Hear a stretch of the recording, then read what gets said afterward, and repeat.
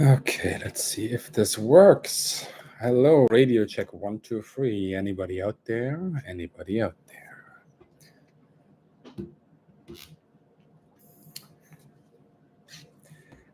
I should be. This is the first time I've been streaming in a long while, so bear with me as we certainly will tackle the odd technical issue. But for now, it seems to be working. Right. That looks good. That looks good. The live counter has just reset, so that's bad news. Let's see what is happening. There we go. That's better. Okay. Now, let's chat here.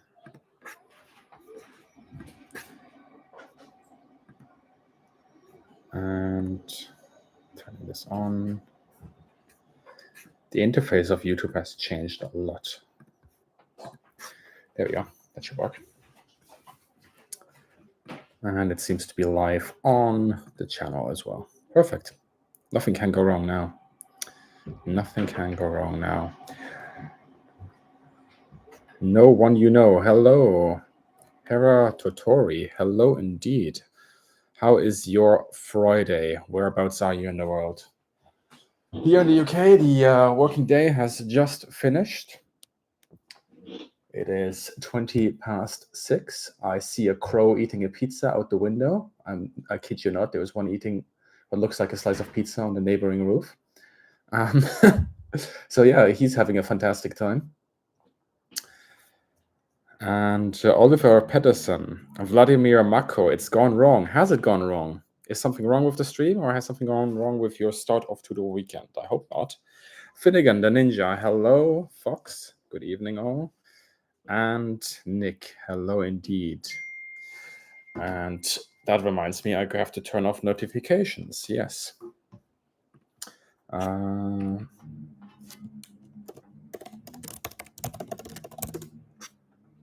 There we go. That's turned off. Yeah, Oliver, I absolutely understand how you feel. I had a pizza not too long ago, and as such, I am not really craving one right now, but it's pizza, right? Pizza is always good. That guy from Senti Alpha. Well, first time you're tuning in live. Well, that's perfect because this is the first time I'm going live in many, many years. So we are in this together. It's the first time for both of us. M60, hello. Any info on the loss of Ukraine Viper? I would always say wait 48 hours. I certainly will not pretend like I know things beyond, until we are like 48 hours into an event, because things change so much. It is an incredibly tragic loss, especially because the pilot seems to have been, quite an experienced one. And but yeah, that is rough. Planes can be replaced. Pilots and their training, not so much. Even though planes being replaced, it's, you all know what the difficulty in actually sourcing the F-16s for Ukraine. I don't have to explain that to you. There are many F-16s in the world, but not that many that actually fit the bill for Ukraine for a variety of reasons. MyTube, guten Abend. Ja, guten Abend an dich. I've just had a kipper for supper. Okay, Fox, you need to explain to me what a kipper is. Because for me, that could be anywhere between, a cigarette to a soup to a, I don't know, a sandwich. Is a kipper a sandwich? I don't know. Missouri, USA. Fantastic. Originally from England. Well, greetings from Old Blighty. Greetings from San Jose, California. Fantastic. UK, Barney. You wrote a book about a tornado. Now that is interesting. That guy from Senti Alpha 5. Tornadoes are amazing. Every single time I see a tornado now at an air show, I'm just like, I know why you're going out of business, but I'm gonna miss you. It's just like that swing wing once they swept back and go into a fast pass across the airstrip. It does things to me. It's just tornado. Beautiful, beautiful aircraft. Really is. Really is. Tapio, hello. Smoked herring kipper, of course. Yeah, somehow that makes sense. Does that make sense? Because I've heard it before. I don't know. It just makes sense. Yeah, kipper is a fish. Okay, Maybe I didn't know that. Maybe I didn't know that. That's a good sentence. Kipper, kipper. What is kipper auf Deutsch? Don't tell me it's kipper. Kipper, fish. Kipper is probably just herring. Yeah, okay, it's just herring. But do we say kipper in Germany? Do I know it that way? All the Germans are probably now shouting at me. Yeah, apparently we also say kipper. Okay, so somewhere in the back of my mind, that must have been vested in there. But yeah, in Australia, 3:20 a.m. Saturday. Wow. I saw some videos coming out of Australia recently. There's some aircraft practicing going very, very low to the ground between skyscrapers in Brisbane, aren't they, right now? Isn't that a yearly show? Last year we had beautiful videos from Australia in that regard. That was cool. Super Milo, greetings from Berlin. Well, hello, Berlin. Social Troll, hello. Yeah, GR1 pilot, cool, awesome. Sure, you heard lots of cool stories from that. Tornado pilots are different. They're just different. Always found it interesting also to see like how different the front and the back seaters are, like personality wise, because there is actually a difference. And if you talk to anybody sort of in the fighter community, they will also tell you like there's a difference in sort of mentality between certain pilots that are put into A10s, F16s, F15s, and so on and so forth. There's a little bit of a stereotyping going on, of course, but it's good fun. George Slater, love the channel, mate, from the UK, watching in California. What is all these Brits here in the US? Awesome. I have a German Shepherd dog. Er heißt Stuka. He loves Van Gogh. Yeah, well, I hope that you learned something from it. And thank you indeed. Finnegan the Ninja, I love your channel. Thank you very much. There's a lot of information on the MW50 and GM1 system, but not much on the Allied or Japanese versions. Where the Allied or Japanese systems were different? In some regards, yeah. I mean, in some regards, they didn't necessarily need that because MW50 and GM1 is basically what kept the German engines in the running for most of mid to late war. That's a gross simplification, of course, and I'm sure like Callum Douglas or even I'm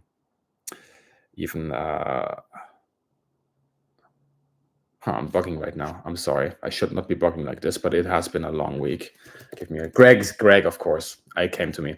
Greg can probably say more about that. On the Japanese side, Japanese engines, I think one of those things, especially in the Anglophone sphere, that are very under-researched still. There's a lot of stuff that is being not translated from the Japanese historiography into English. It's an ongoing topic that we're only now getting to grips with. And there's a lot of, I think, good research being done on the Japanese side recently that has been translated into English. And I think we will know definitely more in sort of 5 to 10 years' time there.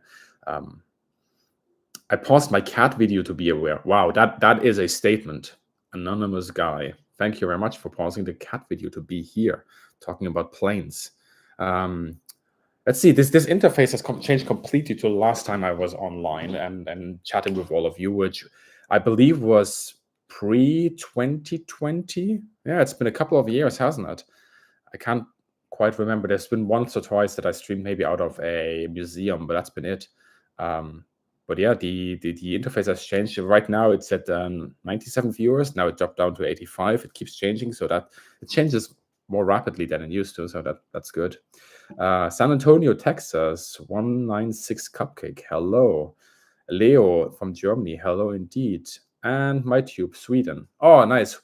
Oh man, I'm jealous of you. Sweden is so beautiful. I've been there so many times now. I'm in love with a country. Just like the countryside, the people, they're so friendly. It's amazing. It's really, really cool. It's an action thriller on your channel. Okay, well, I'm gonna go to your channel. I'm gonna let's see. Let's see. Oh, you have a air show video from the Avro Vulcan at the Cosford Air Show 2050. That is one of my bigger regrets in life, that I never saw a Vulcan fly. But what can I do about that? It just is what it is. Right, I'm gonna have a closer look at that later. Subscribed to you. Gut Grinder from Brazil. Hello indeed. Smoke me a kipper. I'll be back for breakfast. That rings a bell. Yes. Yeah. Speaking of planes, I have wondered if Finnish Bf-109 G6 models delivered late in the war had MW50 installed, and whether the Finnish Air Force actually ever used one of them. I don't know. That is a good question. I don't know. My gut feeling says not installed, not running it. That's my gut feeling. We shall see. Let's look into it. I want to learn and become fluent in German. Currently, I just know random individual words. Good luck. I'm German. I'm still not fluent in German, so good luck. I wish you all the best. Greetings from Finland. Well, hello, Mitakulu. I think that's how are you, right? Yeah.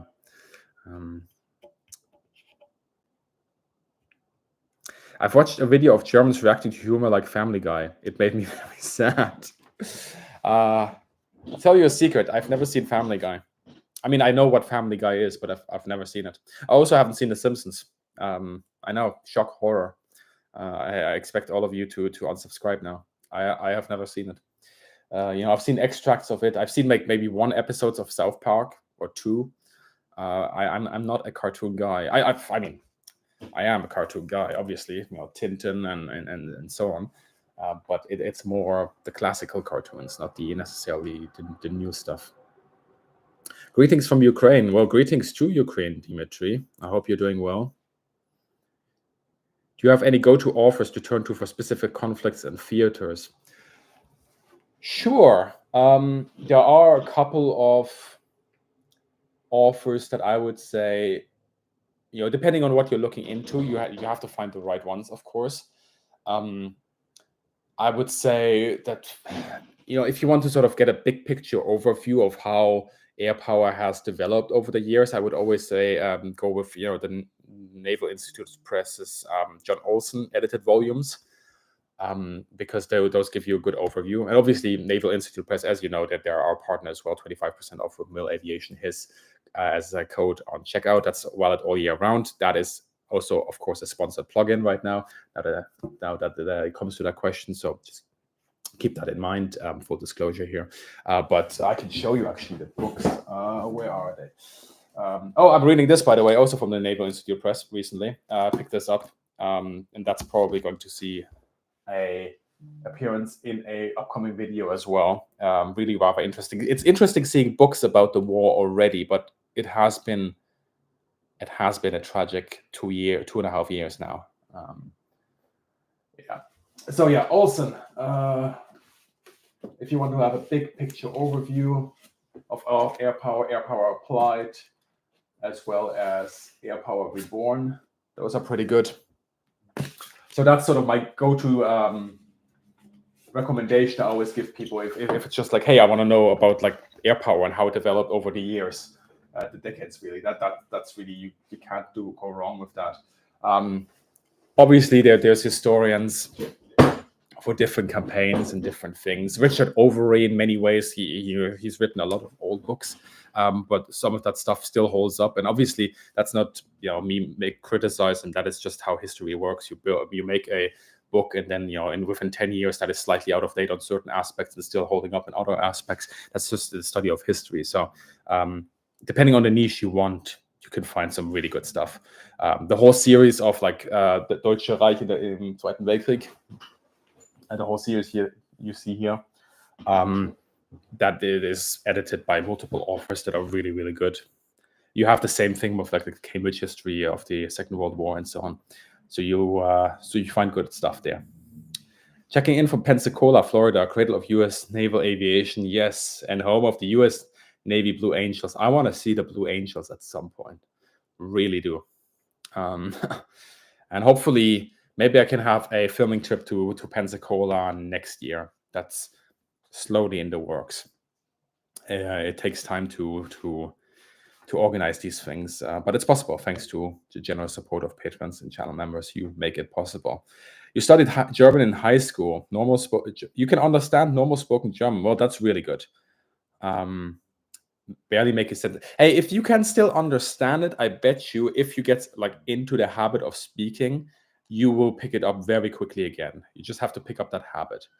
Serbia just signed a 2.7 billion euro contract for 12 Rafales.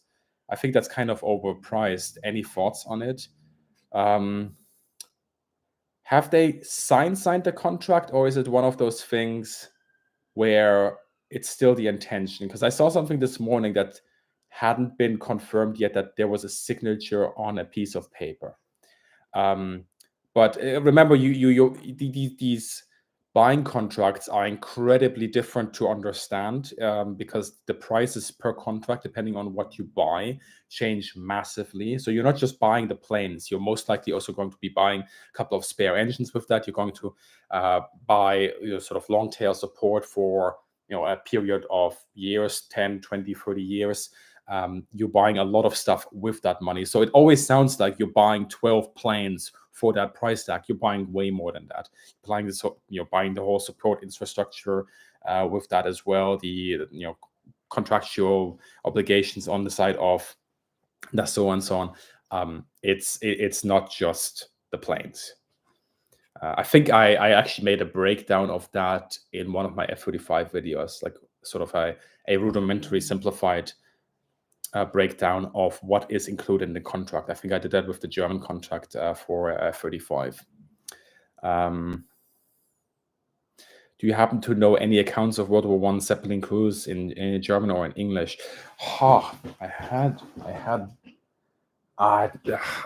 Those must be not here.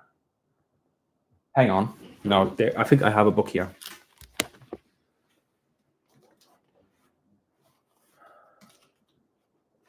Nope, it's somewhere else. Oh, Viking Teddy. Oh dear, not even South Park. We might have to plan some sort of kidnapping, plug that hole in your knowledge, Clockwork Orange style. Oh dear, please don't. But thank you very much for the for the donation. Thank you very much. I think the South Park that I saw was the WoW special, the World of Warcraft special back in the day. I think that's the one I saw. Is that South Park? I believe that was South Park, right? Yeah, that's what I saw. Ooh, the NATO to the Vulcan to the sky. Awesome, cool. Hook, how are you doing, buddy? We haven't chatted in a while, actually. I wanted to reach out to you again regarding your modding duties and stuff, but I've been busy, and I believe you've been busy as well. How are you doing, buddy? How are you doing?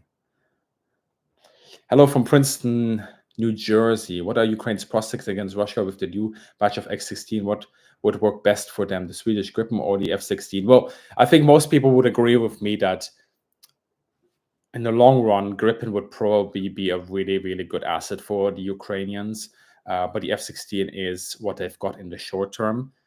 And yeah, I think I had a long conversation with Justin Bronk as well on the channel. 2 videos, actually, one edited down and the longer version as well, where we talk about these things. And, don't expect too much of the F-16 just yet. And I think most of the media has also grown up to the fact that, just because Ukraine gets one weapon system, that doesn't magically change the strategic situation. But it's good that they have them. And as they're training more new pilots, as they're getting used to the aircraft, as they change up their command and tasking and their mission parameters and the way they've been doing things from sort of the Soviet legacy platforms over to now a Western style fighter, that brings a lot of challenges, but that also brings a lot of opportunities. And I think this sort of progressive introduction of NATO equipment and NATO standardization into Ukraine is a very good thing long term as well. But these things take time. So right now, what I expect is them flying basically DCA, probably using their F-16s mainly first of all to get to know them in the operational environment, and then using them as an asset to shoot down additional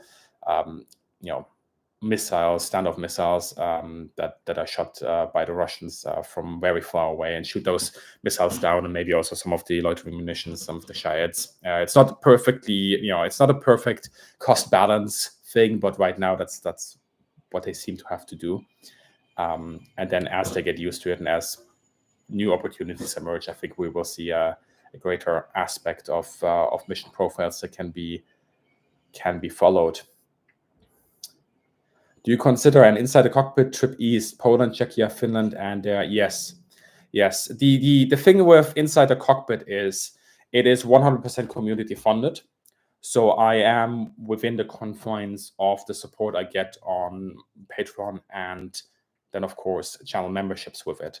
And that is of course used to go there, buy the flight, buy the relatively cheap hotel tickets, and then also pay my videographer Josh, also pay him for the editing of the videos since he does that for Inside the Cockpit. So we are limited a little bit to a certain number of trips right now per year, but I want to do it. Like I want to go to Poland. I want to go to Finland. I think it's Tikkakoski, right? The Finnish aviation museum, not the military aviation museum. That is. I definitely want to do it. Yeah, all good. It's been really busy on my end as well. By the way, question here for chat. How is the audio? Because I'm literally just minimal setup here, laptop in front of me, headphones on, microphones somewhere in the laptop, most likely up there or somewhere down here. I don't know how the audio sounds. So if there is a problem with the audio, if there's some sort of weird interference, please let me know. Audio is good, says basically everyone. That is perfect. Thank you very much for the feedback. I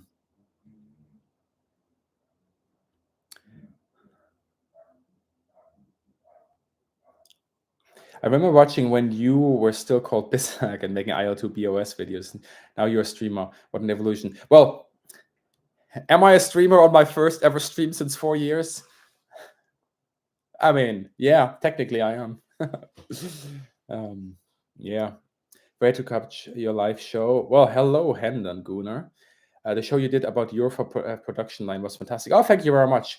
Yeah, I was really happy with the reception all of you had for the Eurofighter production line video, because that took I kid you not, that took like 6 to 7 months to organize, going to the final assembly line of Eurofighter Typhoon, at least the one in Germany. Yeah.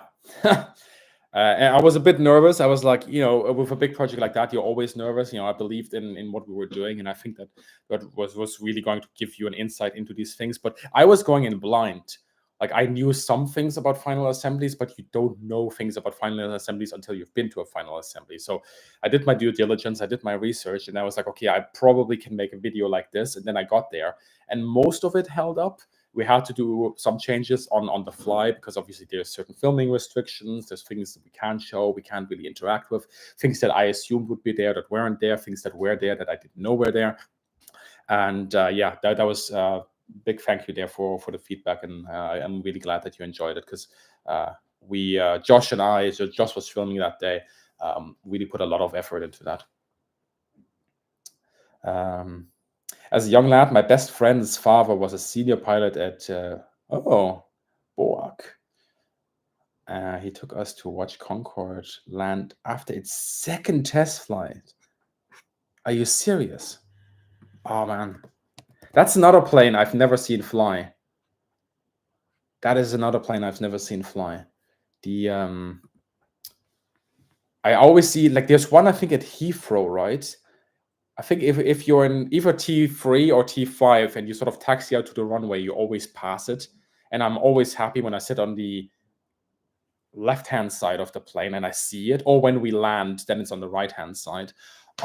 Concorde, what a beautiful aircraft. In Seattle, in the museum in Seattle, Washington State, there's a Concorde there. Beautiful machine, beautiful. In Sinsheim as well in Germany, you can get inside, and it's like sort of like, it feels like 30-degree angle.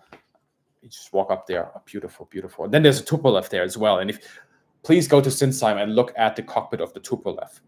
Like switches, knobs, lever, buttons. It's like, how does anybody understand this? And you look at that and you really understand like how far we've gotten with centralizing certain things in cockpits and improving the cockpit instrumentation, the HMI, and just the experience for pilots, and making it really rather easy, at least if you are flying Airbus.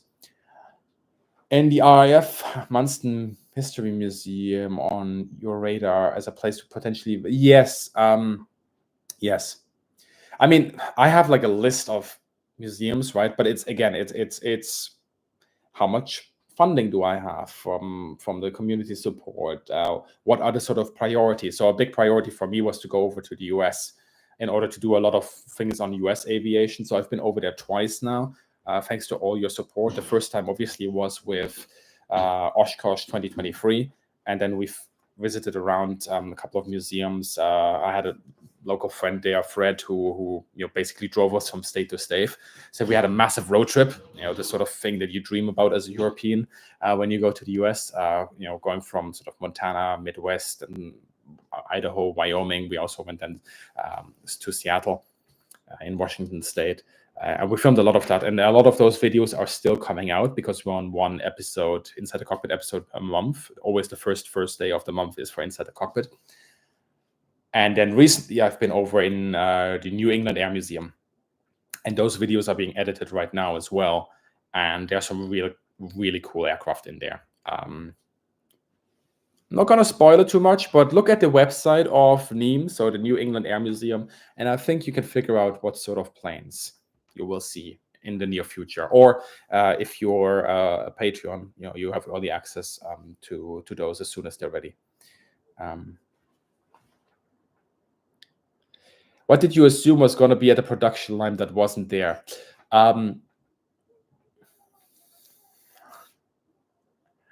Nearly got me there, Vladimir. Nearly got me there. No, you didn't. Let's just say when you think about building an aircraft, the components, the shell, the things that go inside. If you have sort of the vision of a Lego set, constructing it piece by piece, it's not like that. And I think the video shows that it's very much sort of a very deliberate process of this goes together. Now we do the wiring, the hydraulics. Then the next thing goes on top.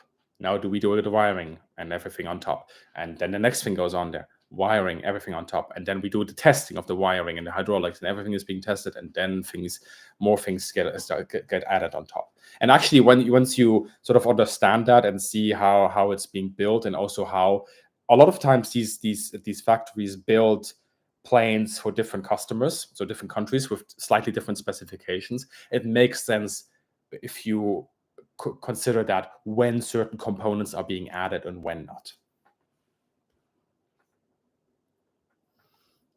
Right, I completely missed chat now. Apologies. I'm going to scan back. Yeah, British Overseas Airways Corporation. I always forget that it's overseas. I'm always like British Airways Corporation. What's the O for again? But how would you say it? Is it BOAC? That's how I would say it. BOAC. These abbreviations, you never know.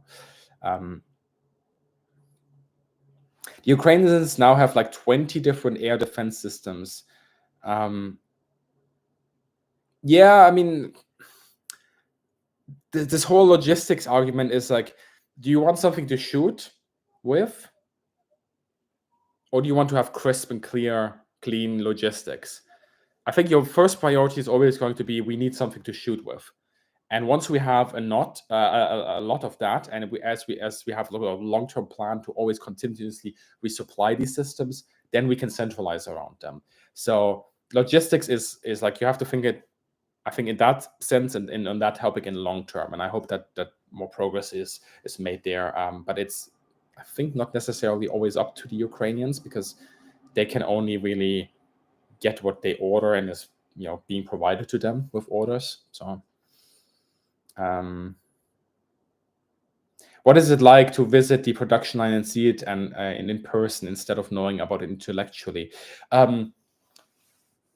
It's like always when you do something in theory and then visit it in practice, things that you thought you knew turn out to be wrong conclusions you draw from raw data, and things that you thought you understood in terms of how they correspond to each other you get a new view on that, and you actually start to understand in many ways. And this is why it's important to do these things. You study it in theory to build up that foundational knowledge that you can then use once you apply something practically or do something practically or see something. Then you can make these links and say, okay, so this is what I read about here, and this is what I read about there, and I thought these things work like this, but actually there's a completely different perspective, and it's done by this because of that and that and that. And it's a lot of things that you can't read about simply because, yeah, it's not necessarily a topic that, like, who would, I mean, I would, I'm sure a lot of you would, but who would like necessarily buy a book about aircraft production, of how it's like done in detail and why it's done in detail, and then be allowed to publish that? Maybe it's something you could do about a jet that was built in the 60s, but that's completely out of date by now.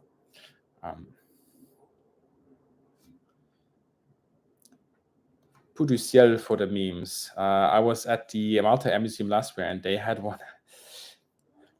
For years, Matthias, for years, I've been wanting to do a Pou du ciel for years.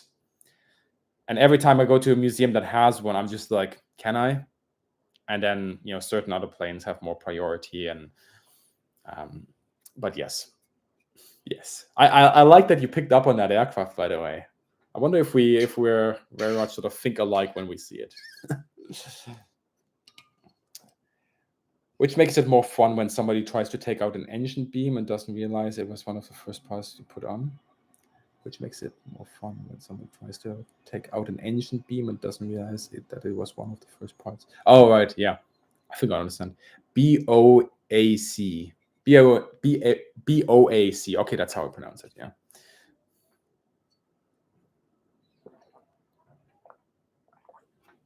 Headshot, just popping in to say hello. I've been a fan of your work ever since you flew with Bohica. Well, hello, Headshot. Thank you very much for saying hi. Have a fantastic Friday.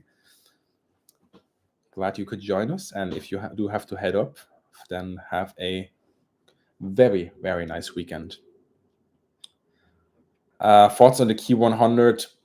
Not really. How to build in a plane every epoch is something I would buy. Yeah, I mean, again, for example, if you watch my video, you can get a good sense of how things are done, right?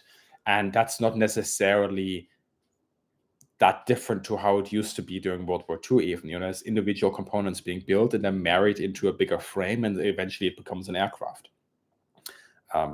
If you look at World War II aviation, you get the central fuselage, you get the tail plane, you get the wings, and those are sort of added together. The systems are connected and married into one working machine. The engine is then put on in front. The cowling is added. The cockpit is finalized. All the connections are done. Batteries are added. Obviously, the fuel tank's already in there before that. You don't want to put the fuel tank in last. that would, for most cases, probably be a bad thing, and you'd have to redo a couple of steps. So yeah. Let's see. I went to Hendon in the late 70s, still in a state of shock about the Handy Page Hayford. They had a Hayford?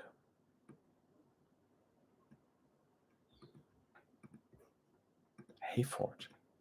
I've never seen a Hayford. They had a Hayford? Really? At Hendon? Let me see if I can find some pictures of that.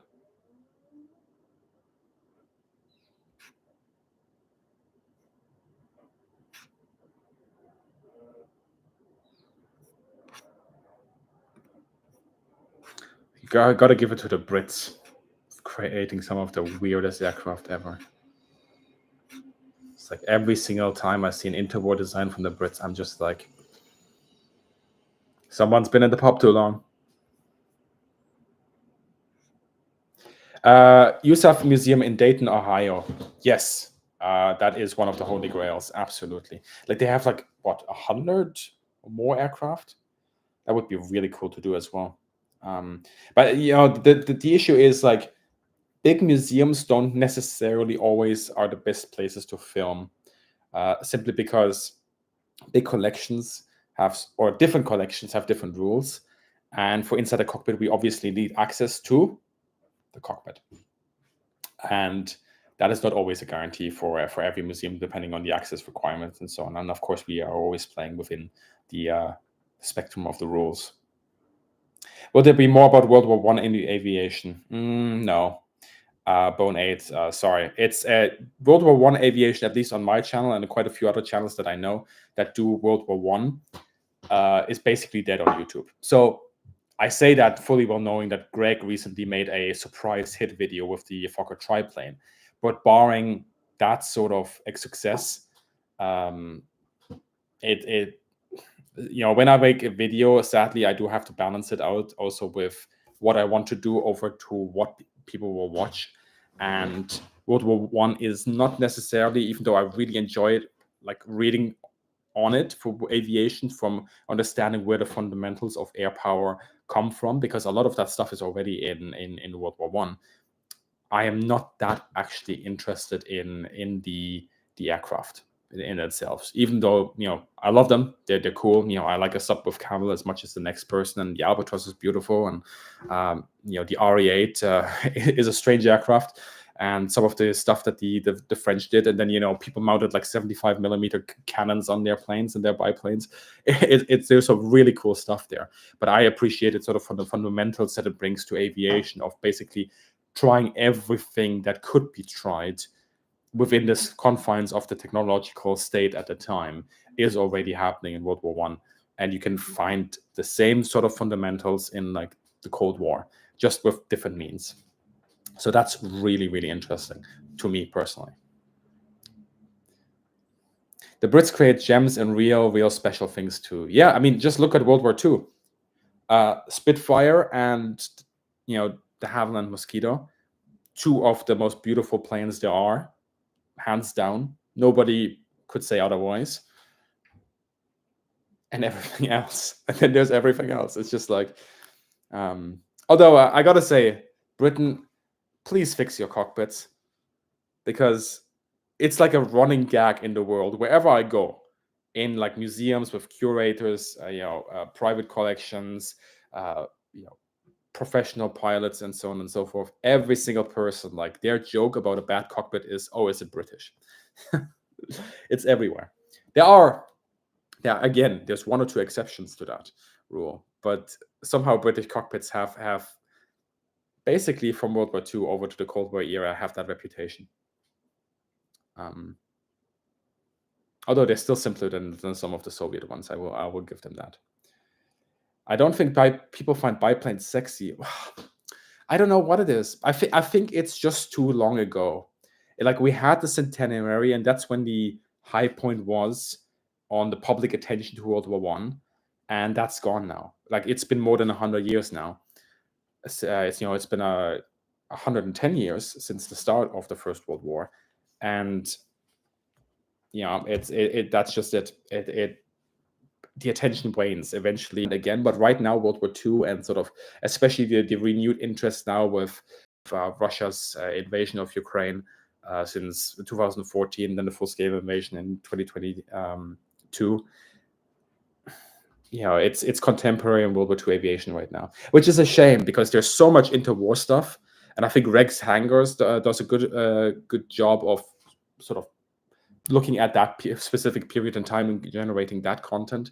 But so much of that stuff is really interesting, to me at least, from a doctrinal and an air power side, but not necessarily from the technical aspects. Okay, this engine produces 20 more horsepower than the engine we had 5 years ago. Tell me something new. That's a little bit my approach. Greetings to Rob Filmer. It was the choice of the USAF Museum or Indianapolis Motor Speedway on a road trip. Indy won out as Mario Andretti was there. Wow. I'd like to go actually to a NASCAR, or like a sort of an American race once, just to see how it is. How come Israel renames their foreign planes? Israel is not the only country that does that. Britain does it to a degree. Actually, a lot of countries do that. Japan does it. South Korea does it. Most countries do that. There are certain... it's probably a toss-up 50-50. Maybe it's more like 30% don't, 30% do and 70% don't. But Britain, for example, renames everything. You know, the A400M, which doesn't really have a name for most countries that use it, Brits call it the Atlas. And then they have the Voyager and so on and so forth. So it's just how every country ticks, I guess. Didn't Goering say that the Brits had the best engineers in aircraft? I remember a quote somewhere. I think if we're thinking of the same quote, he said something in that regard, but I'd have to check the context. It's probably in one of those books. There is, I've said, like I said in the Mosquito video that I recently published, there is a very high respect for British aviation in the Luftwaffe during World War II. And that comes in two forms. That comes specifically in terms of engines. And if you want to nail down to an aircraft, it is definitely also the Mosquito. The Mosquito is, for the German, like the symbol that their technological advantage has shifted. It comes out clearly in all the protocols that the high command has. It's the Mosquito that scares them the most. And it's not just because of the aircraft itself, it's because of what it symbolizes in many ways. With cockpits, side-eye control. Yeah, well, you had a French there to help you out. Who does the best cockpits? Ooh, when? What time frame? I would say, if you think about World War II, and if you think about fighters, the Germans have really good cockpits. They do. They're very close to what you have later on with sort of the modern basic 6 arrangement. And if you look at the plane, I love the Thunderbolt. I absolutely adore the Thunderbolt. But when you sit inside the Thunderbolt and you at that front instrument board, I'm sure they had a good reason why they made their sort of, you scan with your eyes, right? But you have to essentially do this loop, the semi-loop, as you watch your instrument. I'm sure they had a good reason, and I'm sure it made sense back then. But from a modern perspective, there is so much room in that cockpit that is not used. They could have done this completely different, in my opinion. Would have made a difference? Marginally, probably. But yeah. When it comes to bomber cockpits, I think the Americans. I think the American cockpits for bombers are crisp, they're clean, they're very easy to read. And I think I'd have to fact check this again, but the standardization that comes in with the C-47 is very much sort of the milestone there, I think. I'd have to look a little bit more about, well, the DC-3, obviously, before that. DC-1, DC-2, I'd have to look into those cockpits and exactly where that happened. But I think the standardization that is born out of that works really, really well. And of course, all of that comes down to interwar experimentation as well. Have you ever considered getting a flight license? Yes. Currently, I just don't have the fungibility, the money for it. It is expensive. And it is also time sink. And I absolutely do want to do it, but certain other things have priority at this point in time. Favorite aerial gunner position?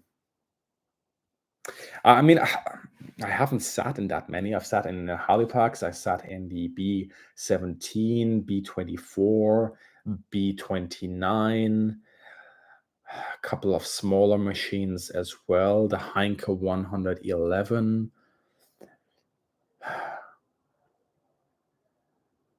B-25. Oh, the worst experience I ever had with a gunner position. I know that's not your question. I will get to it. The worst experience I ever had was the TBF, but this was a DBM. If you still see that video on the channel, I think it's one of the earliest inside the cockpits I've ever done, before I had a standardized template for that video. I barely fit in. It is rough for my size. It is rough for my size. It is just just you're basically in the embryo position, this right with your legs, and then just like this. Yeah.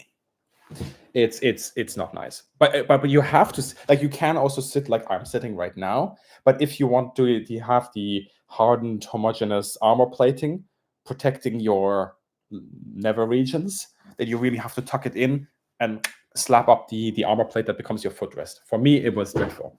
Anybody who's like a head smaller than me will probably find it quite a snug feeling. The B29 gunner positions are really cool because they're not actually, except for the tail gunner, they're not actually with the gun itself. They control turrets, and that is really rather amazing. Also, the way like the gun sight system works, of like you automatically adjust the reticle to the wingspan of the aircraft, and then you have sort of adjusted wing lead and speed lead for the guns, is really rather cool. There's going to be a short video about that very soon. And then we'll probably also have it in the B29 Inside the Cockpit episode. And yes, there's a B29 Inside the Cockpit episode coming eventually. That is being edited by Josh right now. So, but you said the best one. I mean, honestly, the B-17 top turret is kind of cool. It just is. It's that classic thing, from the movies, from the video games. When I was young, I think there was one. Wasn't there like a Call of Duty game with the B-17 bomber? Wasn't there Call of Duty 1 or 2? I played that when I was younger. Don't tell my parents. And yeah, that just nostalgia. The Henko 111 gunner positions are really awkward.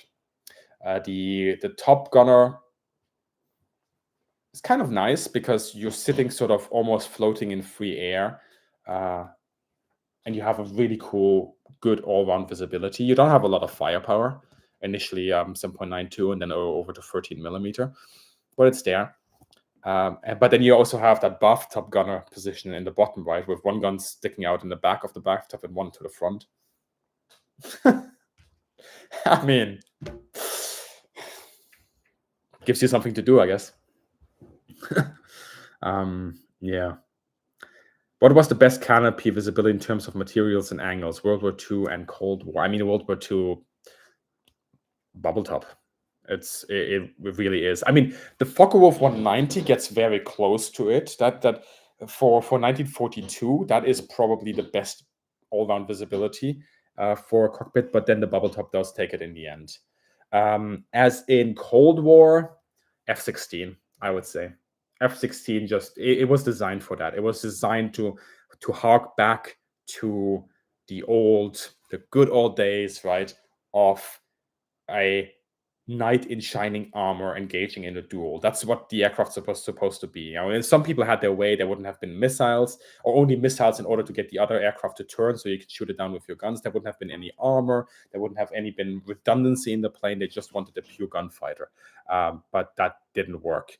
I just saw your message. I'll get back to you after the stream. Actually, F-16 and F-15, if you're interested in how sort of visions of how a plane should be and then how it is being developed and how those visions shift and clash between different requirements and different people on the design team and so on, I can absolutely recommend to you this book here by Michael Hankins. We interviewed him in the Smithsonian as well. That's going to come out in a future video. And I already have an interview of him on my channel as well. Flying Camelot, the F-15, the F-16, and the Weaponization of Fighter Pilot Nostalgia. This is a really cool book. That goes into the sort of nitty-gritty of, a group of people having a very specific idea of sort of the fighter they wanted to create. A lightweight gunfighter that is just there to dogfight. And that clashes then with what the Air Force wants. And so they move from the F-15 to the F-16 and then sort of realize their dream with the F-16, but not fully as well. It's really rather interesting. I mean, you can see the amount of notes I have. This really is a book I would recommend. Let me put that back before I forget. There we go.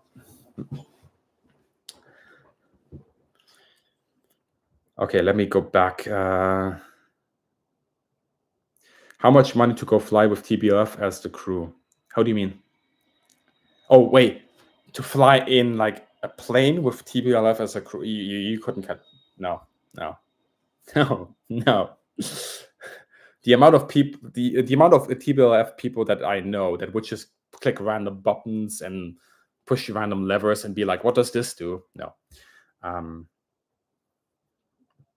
If you visit Derbyshire, there are the remains of a B-29 that crashed on Bleaklow Hill in Derbyshire. Okay, that's interesting. Speaking of games, have you tried any airborne war games? Phil Gray asks this.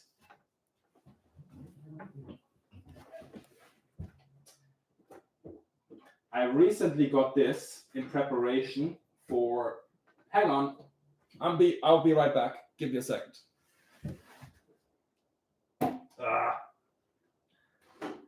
Why do I always put things away so well that I can't then?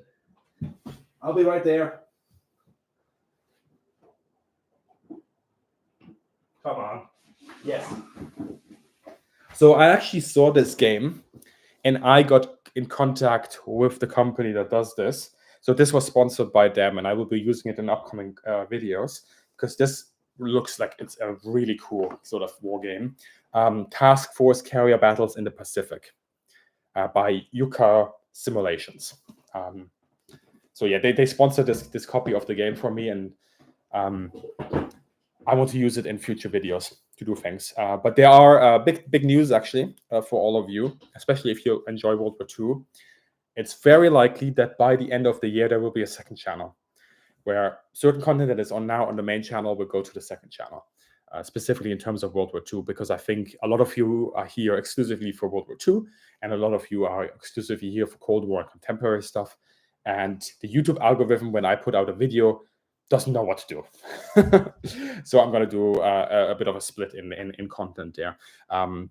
If you have any feedback on that or any ideas on that, please do put it in the comments below. Ashley, hey buddy, how are you doing? Yes, those are Warhammer minis. When Old World launched again, Warhammer Old World, right? I got back my old Bretonnians and I paint them up again. It's how I relax in the evening sometimes now. It's actually been really, really helpful clearing my head and just doing something that, because aviation is everything in my life. Everything I do is aviation. And sometimes, like I found, I do need to clear my head a little bit. And then I do these bad boys. And I'm getting reasonably good again at painting. I'm not amazing, they're tabletop ready, basically, if you know what that means. That means that they're reasonably good to look at from sort of 2 feet, 3 feet away. Yeah, it's really enjoyable. Do you think that the Ukrainian Air Force needs FA-18 Hornets? No. No.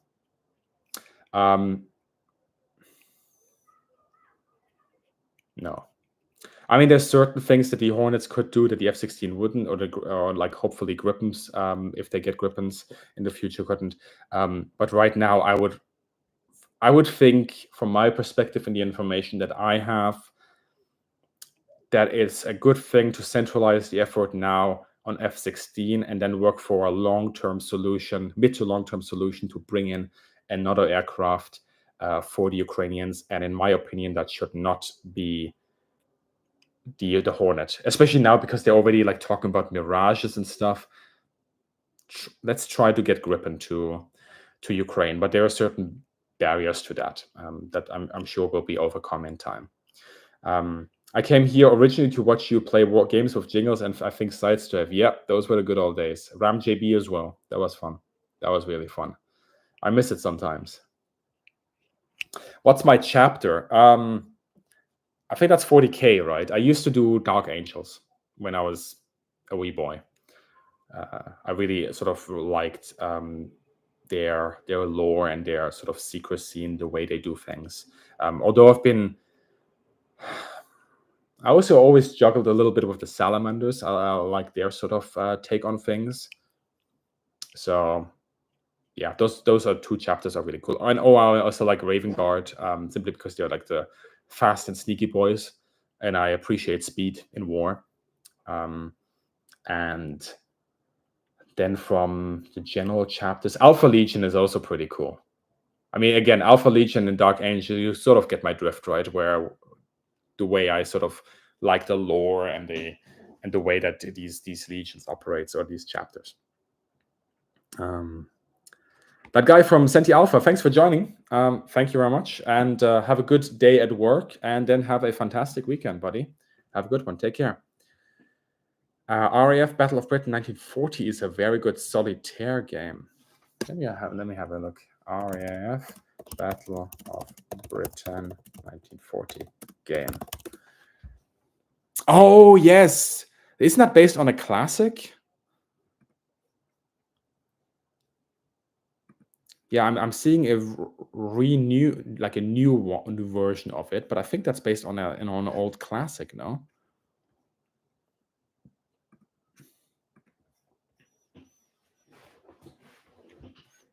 Yeah, it was good, Marksman. It was really good. It was nice. More channels to watch doesn't really help. Most of all with Soldier and stuff. Well, I don't bombard you with content, not yet. I do one upload a week, right? At least that's the usual schedule. It's one upload a week. The schedule being Thursday, 6 p.m. UK time, and it's been there for years. Although I appreciate it for viewers, maybe that isn't actually that obvious. Also, by the way, YouTube has done this weird thing, and I think it's YouTube, where the last video that I put out on the C-130, nobody saw it. Well, I'm not going to say nobody saw it, but it certainly didn't do as well as I expected it to do, because that's a really good aircraft. So if you have seen that video, let me know what you think about it, or what you thought about it. And if you haven't seen that video yet, look on the channel. It's like the last video that I put out. No airfield, no problem. It's the tagline on the thumbnail, and give it a watch if you're interested. That would be very appreciated. Have you been able to check out the cockpit of the MiG-29 or Sukhoi 27? Even if not, which is better from other sources? I've been in a MiG-29, buddy, Keith. Look on the Inside the Cockpit playlist. There is an old Inside the Cockpit on the MiG-29. Oh, this was one of the initial versions that was sold to the East Germans and then was put into the Luftwaffe after the reunification of Germany. And that's still the MiG-29, also with the closing, retracting air intakes. That was the last MiG-29 version that had it, because they got rid of it quite early on. The Soviets/Russians did. And the cockpit in itself, I mean, it's a Soviet cockpit. You know, you've got switches, you've got knobs, you've got dials and levers everywhere.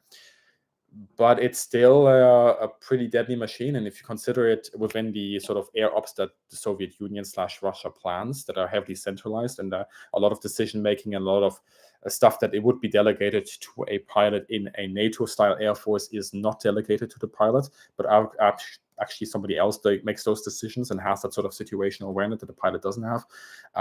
Yeah, it's a deadly fighter. And when NATO started flying them, because Germany had them in the early 1990s, they very quickly realized how deadly the MiG-29 or that sort of Soviet-style aviation can be close up in a dogfight. And that really was then the nail in the coffin for what NATO said in terms of, we want to be good in dogfights. Like, pilots, of course, train for it, and we have fantastically maneuverable aircraft as well. Gripen, Rafale, Eurofighter, F-16, really, really competitive as well. But we're not going to focus on that Sidewinder employment zone. We're going to be focusing on AMRAAM and BVR range. And that's really where Western aviation is really deadly. And if then you get into a close-in dogfight, Typhoon, Rafale, Gripen, F-16s, they still hold their own. They absolutely do. Everybody's like, oh yeah, the Soviets can do the Cobra maneuver. Cool, you just burned all your energy. Sidewinder incoming. It's there we go. It's that works once, but most of the times there are two missiles. So Justin demands more Justin content instead of that Hackford Chris. Justin, welcome to the stream. How are you doing, buddy? Justin Pike in the chat, as some of you veterans of the channel will know, he used to be doing used to be a lot on the channel when we did Pacific sort of aviation in this World War II aviation, Japanese, U.S. Navy, and he was a very good presenter back then, and he is back for more. He's going to be coming back in 2025. We've already recorded a couple of videos and a couple of conversations together on Japanese aviation during World War II, and that is going to be on the second channel as well. So keep an eye out for that. There will be more news in the upcoming future and so on and so forth. Also, let me know if you want more streams. I mean, this is sort of a little bit impromptu, but I kind of want to do this more often when I hang out with you and talk about aviation. It's really cool.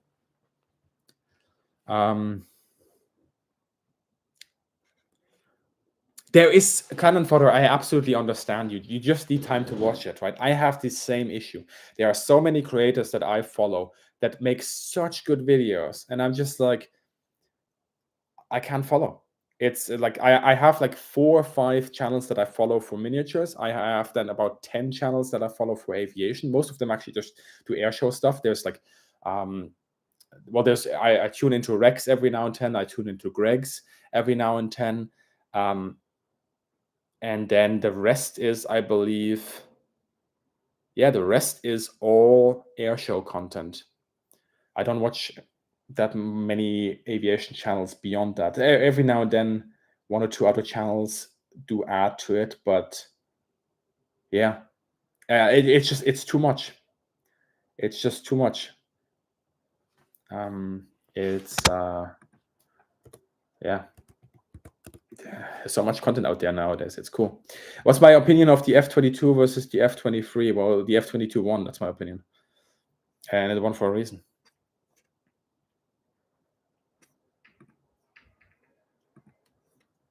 Thoughts on bringing back the Flying Tigers, but for Ukraine, Western, maybe give them F-15s or F-35. I mean, Maddock, it's a cool idea. But again, it's like beyond, let's say, the problem of having people who have been trained and, you know, this is really problematic. It's not like it was in World War II, right? Because the amount of training and sort of permissions and knowledge that Western pilots have operating within their own force in a very specific way, and then coming together into another sort of legionnaire force with all the associated problems of different skill levels, different, even English levels, different ways of handling certain situations, not all of them being necessarily certified for the exact same aircraft. And then, of course, that countries would never allow their pilots to go to Ukraine and fly for them, at least not en masse. So it's interesting. And I think there is a potential maybe for, Western pilot attaches who really are on the ground and help Ukrainian pilots that are in theater with certain situations and being there approachable to help them talk through various issues that they may have with the aircraft and think differently and like show them from a lead by example, lead by experience of how things could be done in the air.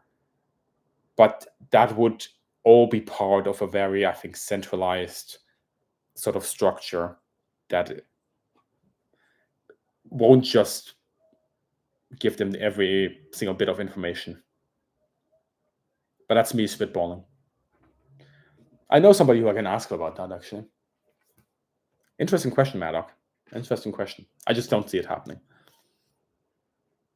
I would like to know, will the Luftwaffe Tornadoes be replaced by F-35s? I would like to know, will the Luftwaffe Tornadoes be replaced by F-35As? Yeah, that's the whole plan, Peter. I think the first planes are supposed to come in 2026, 2027. I mean, they will, as far as I know, they will stay in the US, and then like Luftwaffe pilots are obviously training in the US as they already do, and learn the aircraft there. So the first German aircraft will be in the US and stay in the US, where everybody, the pilots, the technicians, and so on, are getting training on, and then the first deliveries will be sent to Germany eventually. And yeah, 2030 Tornado goes out of business, so there we go. That's the date for now. More streams would be fun, says Go. Fred, how are you doing? You built an Airfix model of the B29 as a kid. Yeah, I can imagine that was quite a kit for you as a child. I once built I think an Airbus 320 or something as a kid. I can't remember what it was exactly, and that was as a 10-year-old kid. Was I 10-year-old? More probably. You watch Millennium 7? Yeah, occasionally.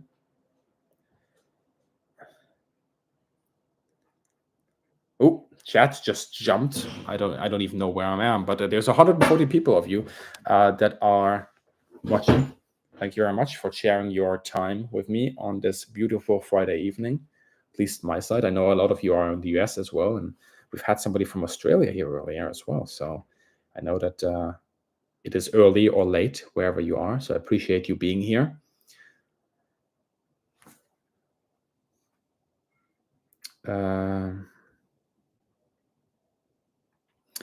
Matthias, see you. Ciao. Yeah, it keeps jumping. Also, if you enjoy, I'm going to do some self-promotion here because, YouTuber.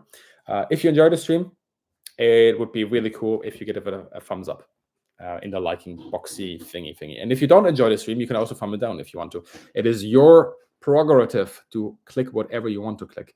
But if you want to, that would help out greatly. Thank you very much. What do I think of the turbocharged version of the Focke-Wulf 190? Well, which one exactly?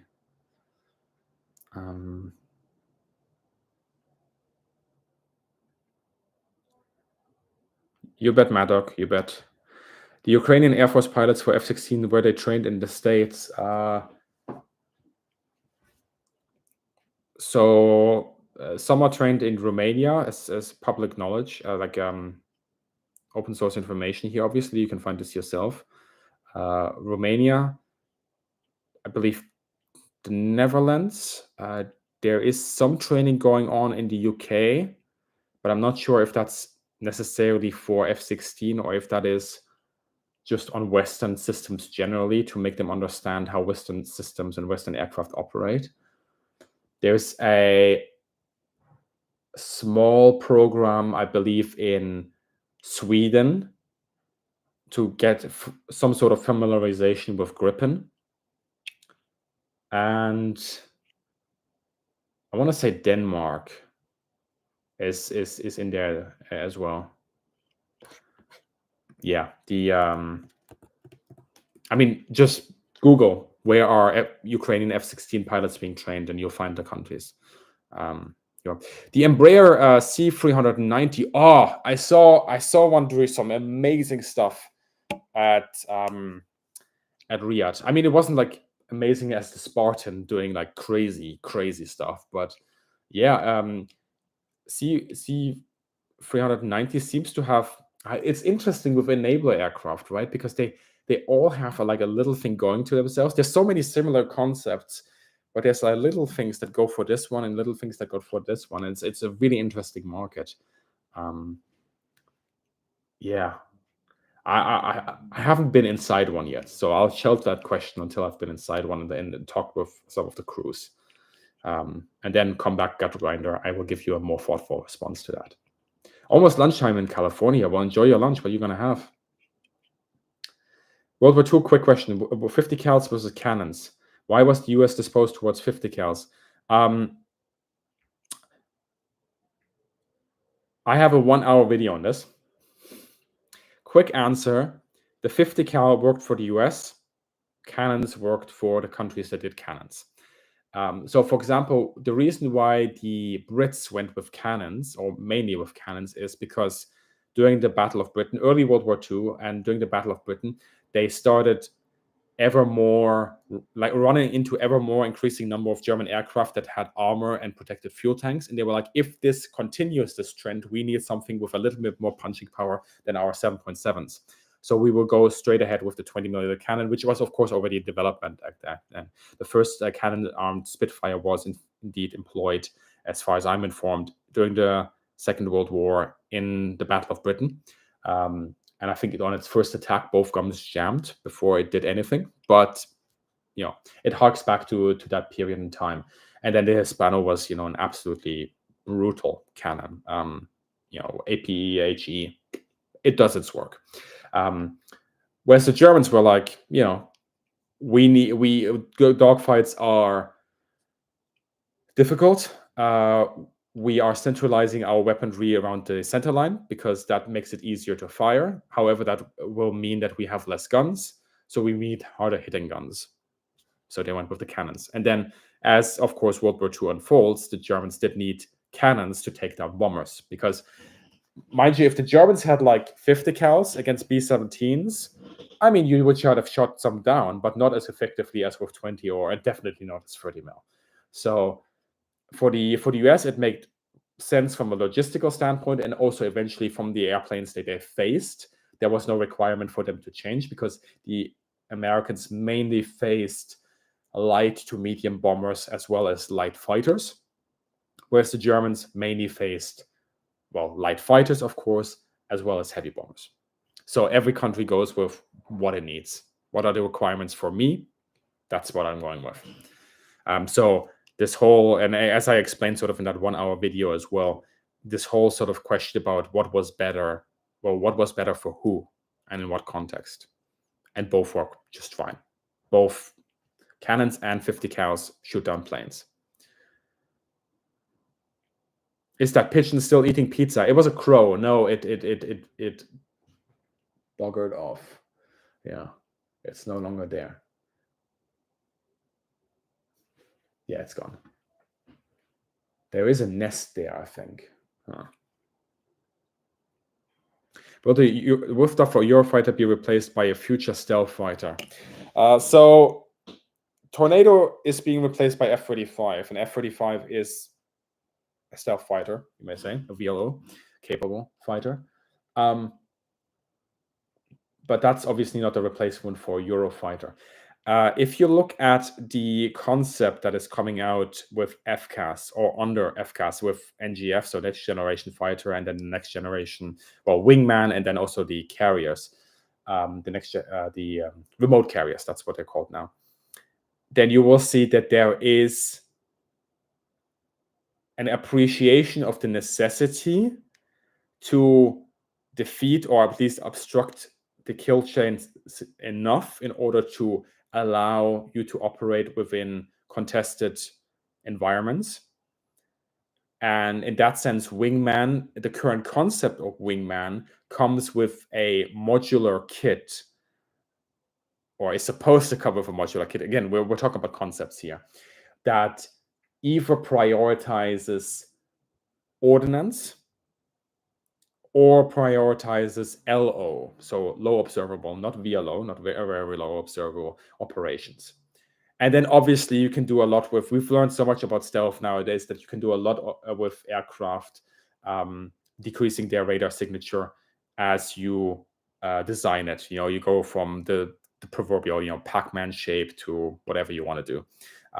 So that is going to be really interesting. In fact, I have recently filmed, and I recently had a couple of very good conversations about Wingman with the people in place that conceptualize it and that are working on the project.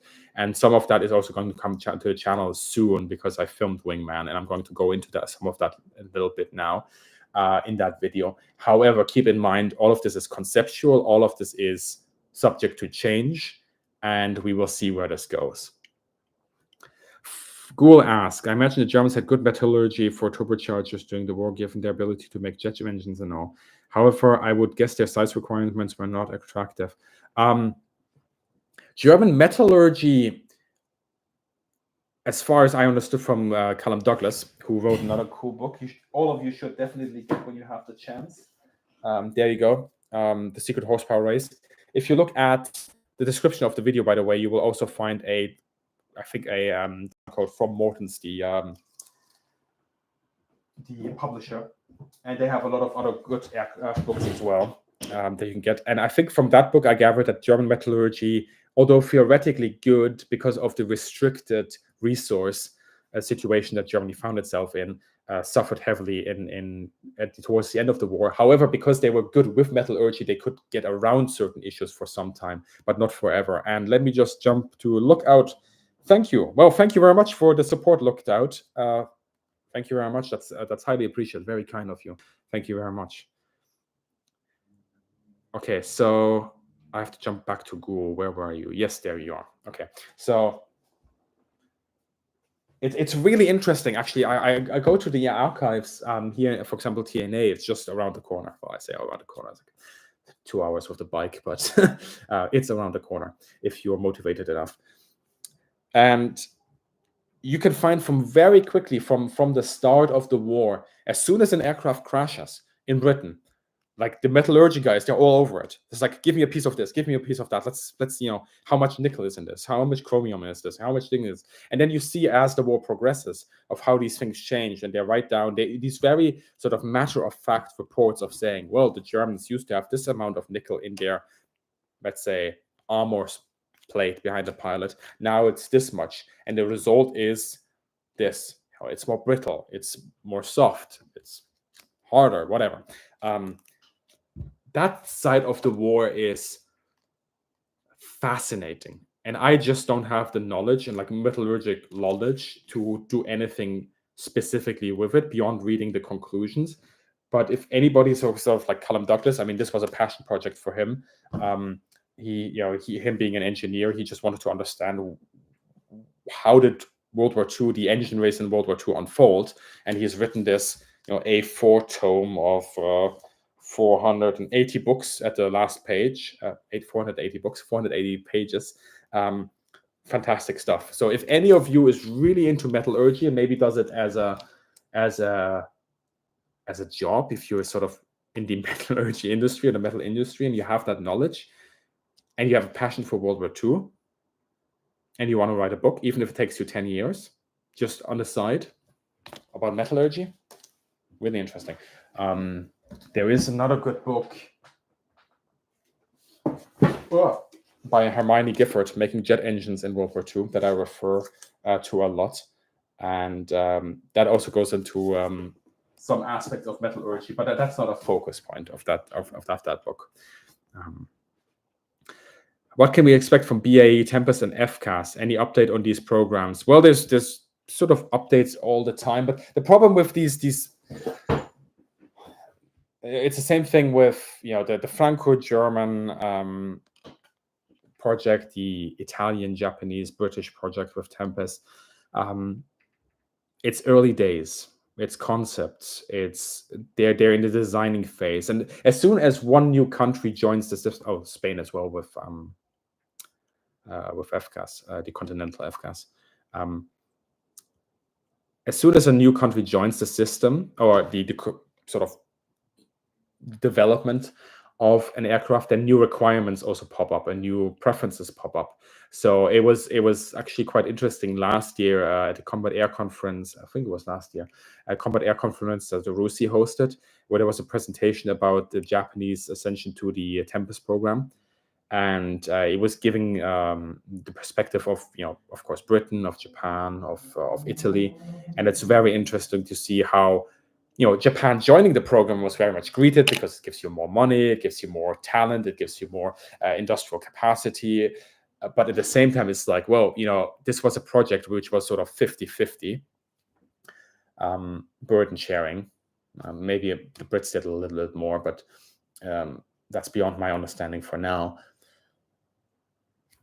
And then suddenly a new country comes in, and is it going to be 30-30-30 now? Is it going to be like 40-30-30? What's it going to be like now?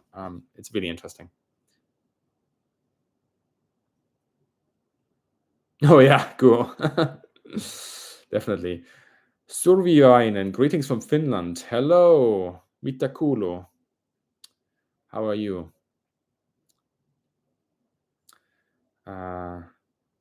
Let's see. Material science is beyond my ability to comprehend. Thank God for people like Colin. Absolutely, it's really, really good stuff that they write. Thank you also to all of the people that have thumbed up the video. Very appreciated. I saw it ticking up. Heard Eric Rudel's Luftwaffe Stuka Ace in World War II helped the designers of the A-10 after the war. Is this true? So apparently, as the story goes, his autobiography was required reading for the program. But I think the designers had a very clear goal in mind already, which was tangentially aligned with the Cannon Bird, the Stuka with the two BK-47s, so the 37mm cannon pods.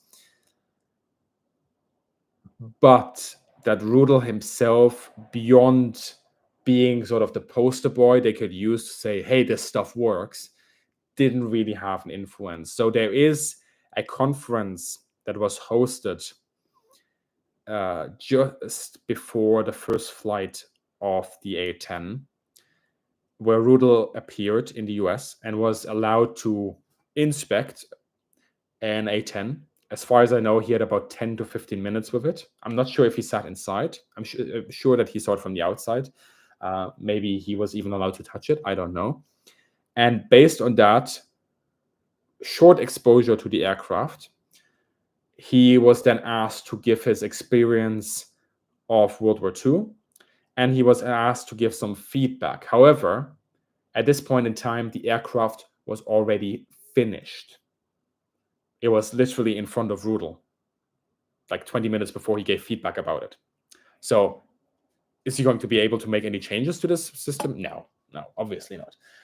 So I think for Rudel was more of the poster boy, sort of a tool to show that this concept of a tank destroyer on wings works,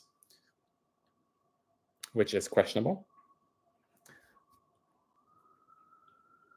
But he didn't really have a influence on that beyond that. Basically, he said 3 things in that conference.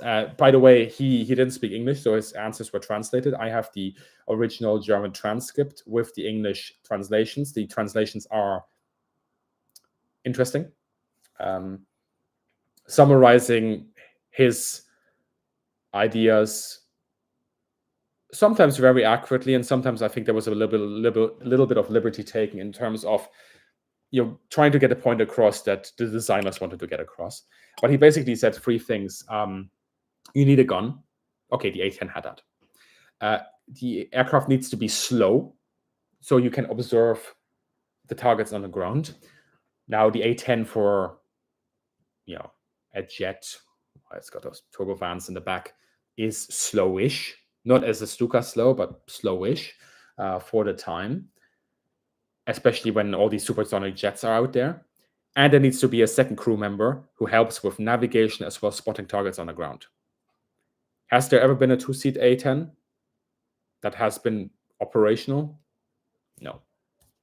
So that's I think that answers your question. Oh, the IL-2 times. Yes, that was something like that.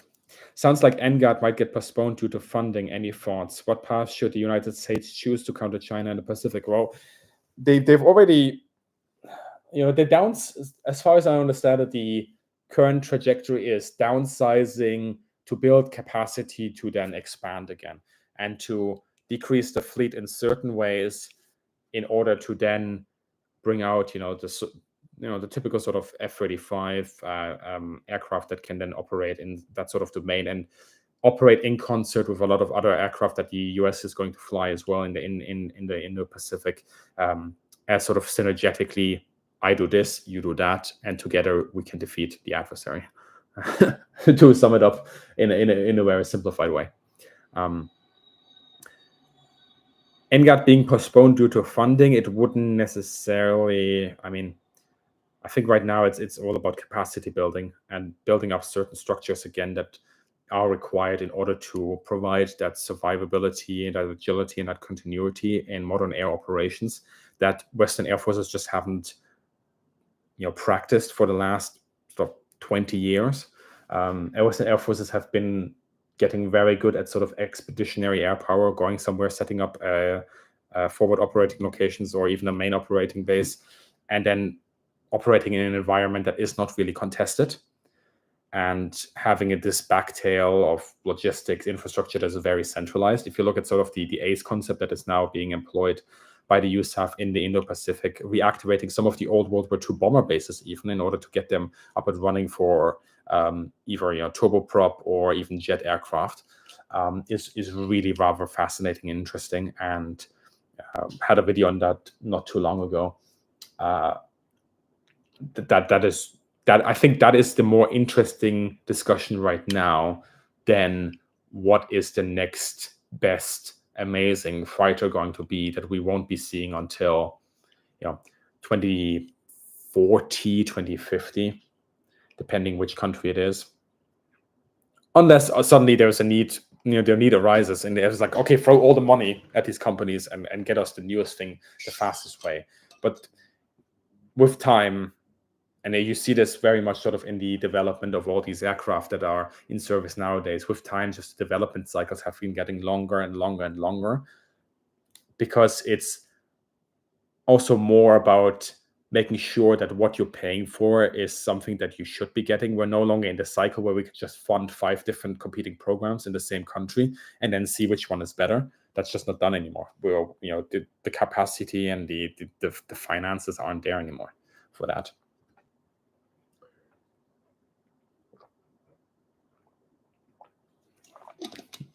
MBK, yeah, absolutely. I really think this Rudel thing is overhyped with the A10. There was almost there was a concept for a 2-seat A10, but there was no need for it.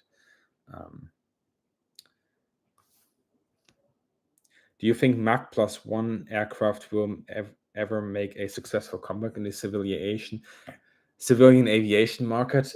Civilian aviation, as far as I understand it, has become so heavily optimized around the aircraft that we have right now, with really rather solid sort of bang for buck performance on long haul, over short haul to long haul, depending on what you want. And we have gone the way, and we have started to understand that speed maybe necessarily isn't the way to go. Commercially wise, it just doesn't make any sense beyond sort of the prestige you gain out of it. That I currently do not envision commercial aviation to go that way. That being said, in the far future, 100 years from now, maybe.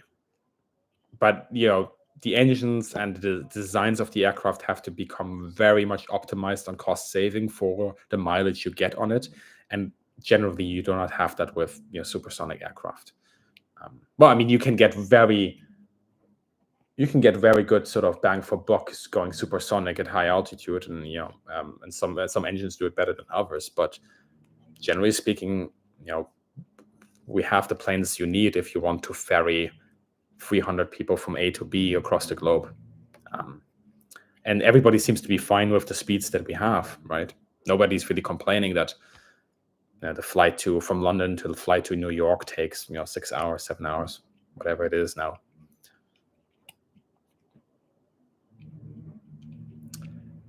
Yes, Tinian, exactly, Alex. Good spot there. That's exactly the airfield that I was referring to as well. It's not the only one, but it's the poster boy right now, Tinian, the old airfield there.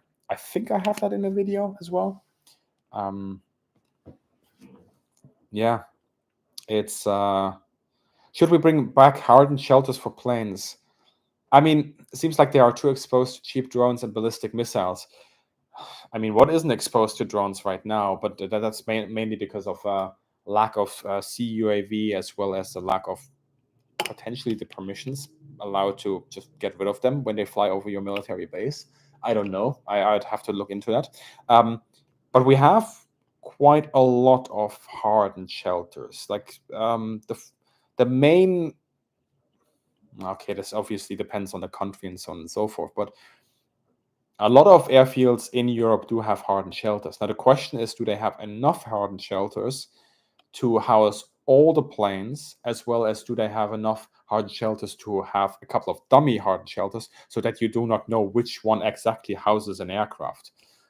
That is a good question.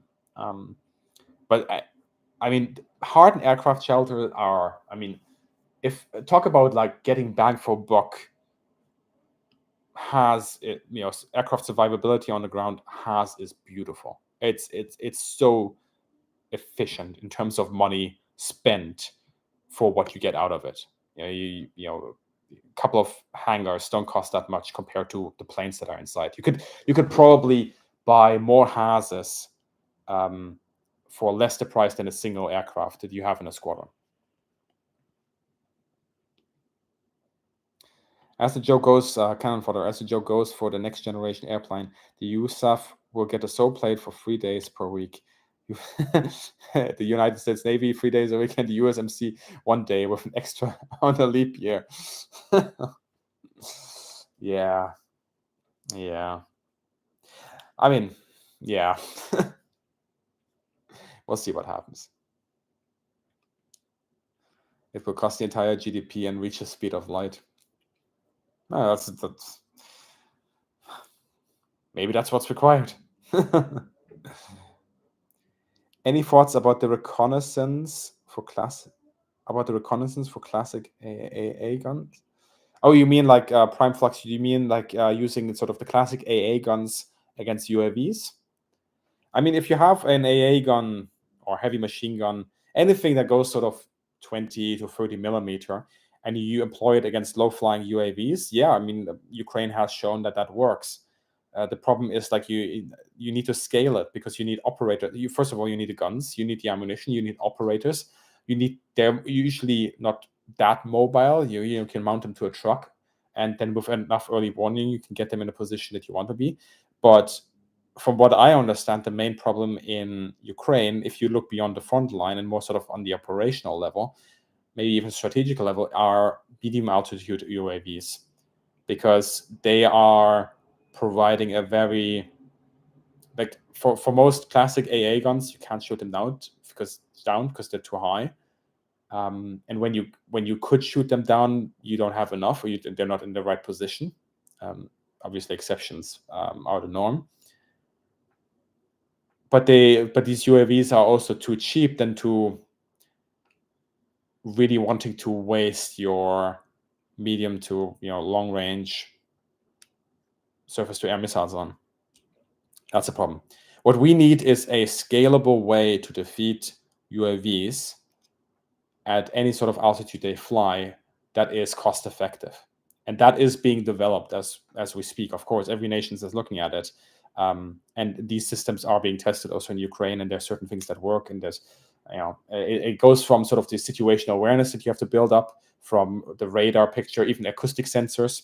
Acoustic sensors are being used to track UAVs flying in certain areas, over to then finding the required weapon systems in order to take them down. And there's a whole host of systems that are being developed and tested. And then obviously we can already shoot them down if you have enough ammunition with surface-to-air missiles, but you don't always want to use those.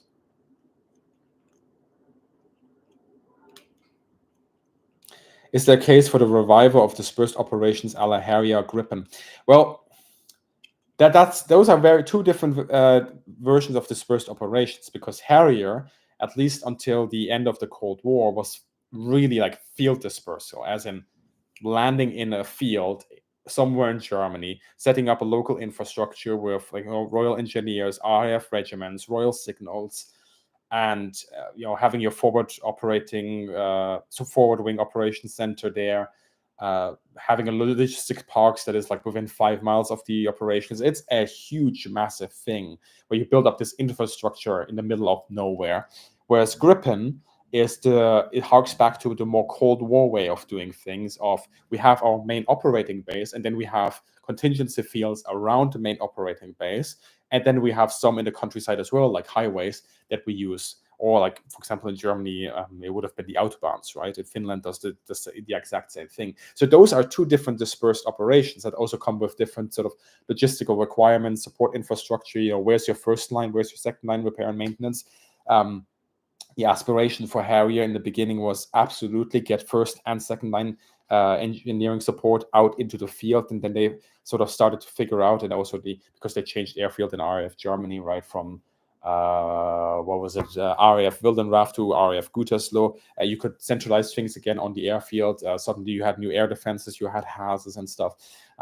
So it's those are two different things. But to answer your question, I think looking at the way that Finland does things and looking at the way Sweden does things with Gripen, and mind you, looking at the way that Harrier was employed, at least by the RAF, after the end of the Cold War, starting with CONOPS 1994, is absolutely something that we should think about and consider. And that is something that a lot of air forces did during the Cold War. They had the main operating base, but they weren't afraid to also operate aircraft from autobahns, from taxiways even. And I believe there was actually a relatively recent incident where the Gripens landed on an airfield that no other nation wanted to land on, because I think it was some sort of weather interference, and the runway was closed, and the Swedes were just like, oh, well, we'll land on the taxiway. Gripen can do this. And they did. I think that was in Sigonella. And that's sort of the agility and the generation of air power that you need. It's going beyond the comfort zone and going back a little bit more towards contingency and taking the risk and operate more on the line, not beyond the line. You don't want to just throw safety out of the window, absolutely not. But consider perhaps more the risk reward balance of going away from this the operational environment that the West has been in for a long time, where you could just stay on a centralized base and nothing would happen, and maybe figure out more the soft dispersal, where it's done when required for the survivability and the generation continuity of air power. So yeah, that is my answer. Hello from Argentina. Hello back to Argentina. How are you doing? The USMC will tactically acquire, in brackets, steal the aircraft when needed or when bored. Shifty, yes. That's the Marine Corps or the Australians. The Australians do the same thing. One of my favorite stories about World War II is when the first Zero that crash landed in Allied territory was very early. It was very early. When was it? I think it was somewhere in New Guinea. No, I think it was close to Port Moresby. Port Moresby, yes. It landed there in, I think, early to mid 1942. Crash landed, but relatively intact, relatively good. And the Allies were like, we need to investigate this aircraft. We absolutely need to investigate this aircraft. This is the new fighter that they have. We've seen some crazy stuff. We need to know how this thing works. The problem is, it was put into a hangar that was supervised by the Australians, and they put one guard on there. And then the Australians turned up and they looked at the plane and they liked the plane. And in the morning, when the intelligence people came back, there was no more plane. It was just, there was an empty frame and that was it. I mean, I exaggerate for comedic effect, but it was basically worthless. You couldn't analyze it anymore. Like, so much stuff was ripped out. So many parts of the wing and the fuselage and yeah, there it is. Buna Applegate, hello, and thank you very much for being a channel supporter. Thank you very much indeed. So yeah, it's one of those beautiful stories from World War II. Humans will be humans, and the Australians are the best at it. Peter, it was not the one in Alaska. It's not the Aleutian Zero. It's not this one. This was earlier than that. That's what made the Aleutian Zero so very valuable. I mean, I don't know if the Aleutian Zero crash landed first, but it was found later. That's for sure. Yeah, it was. Yeah, if just in case you're young and up and coming, and you're going to be going to the armed forces at some point in your life, and you are ever in charge of you know making sure that a crash landed adversary plane is kept intact for the intelligence people to turn up, then make sure you put more than one guard on there. My thoughts on the Sky Warden. I don't know, man. I always feel like there is a place for these light aircraft attack planes, but it's so niche.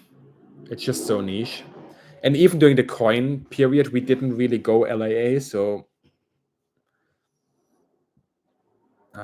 yeah, it's yeah. The first MiG-25 captured, I think it was in Japan. Phew. Phew.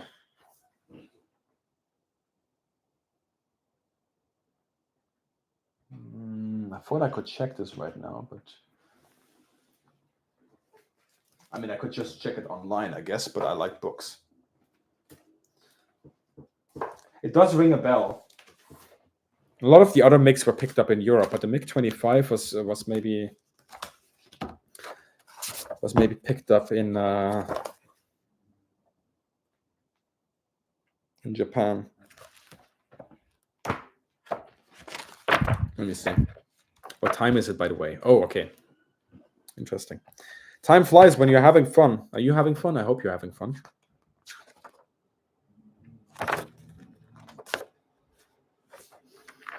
It is a beautiful looking aircraft. It looks like speed, and it is speed.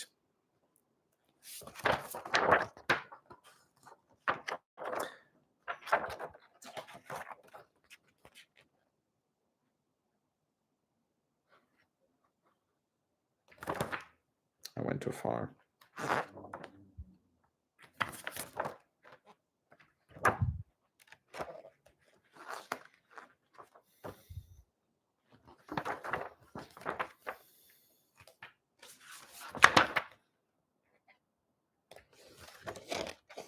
Okay, this book actually doesn't go into that.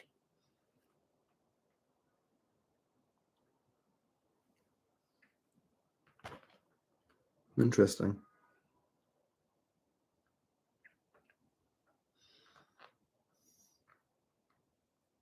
Thought they would have gone into that. But yeah, I guess it's more of a technical book. The MiG in combat. Vietnam. I know that the answer is already in chat. I'm sure of it, but now I'm focused on finding the answer myself, and I will abandon that quest soon because it's obviously not in this book. Yeah. This, by the way, is Piotr Dubowski and Jay Miller make the history of the design bureau. It's relatively solid. It gives a good big picture rundown of the design bureau.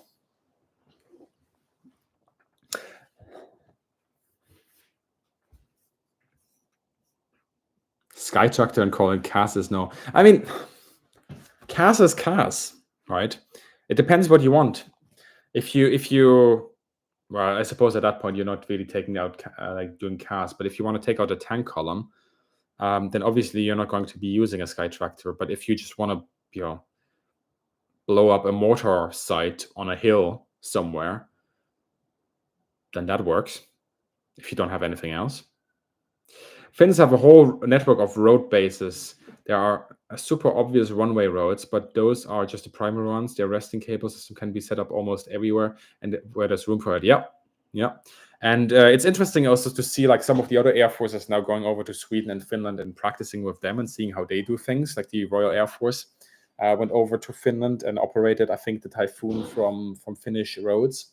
And also on that cable note, actually, because we talked about it earlier with Tinian, I think this was already a couple of years ago, I think 10 years ago or something, maybe even longer than that. The Air Force, together, I believe, with the Navy, had this program in the Pacific where they also set up this mobile cable system and figured out, okay, can we use this like on the atolls? Can we use this in a certain, does the ground have to be this sort of composition, our coral shells and sand? Is that good enough to put down the cables have done the runway and next to that?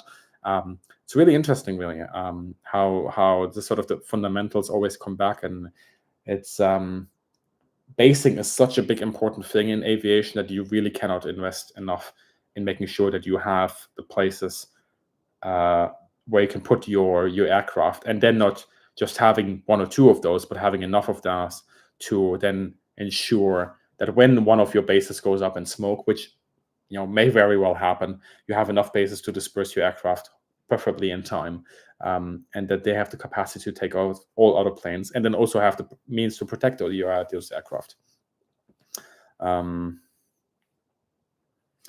Yeah, Belenko. People are saying Belenko in Japan. That does ring a bell.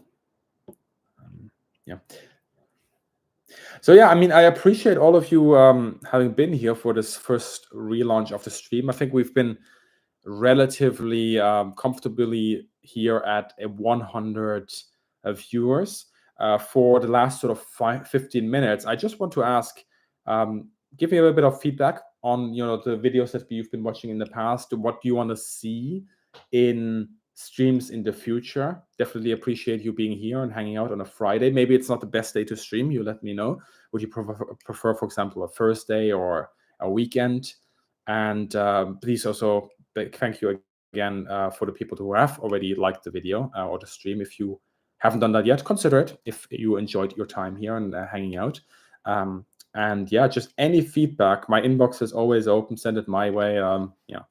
I'm on Twitter, although less so recently, just because I want to get a little bit away from some of that social media stuff.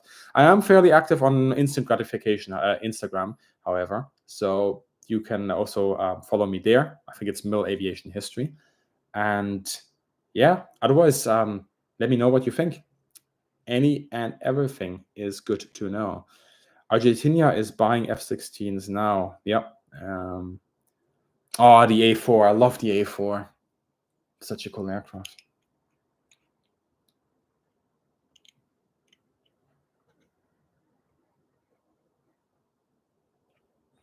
My accent is hard to understand. Don't worry, buddy. It is what it is, sadly. But I can make it stronger if you want. I can speak with a very strong German accent. Thanks, Cannon Fodder. Yes, yeah. Instagram for me is instant gratification. That's what I call it. It's it really is. Like, I mean, you go on there and it's just like, so and so many people have liked your video. So and so many people have. It's like, yay! There's that dopamine that I needed in my life.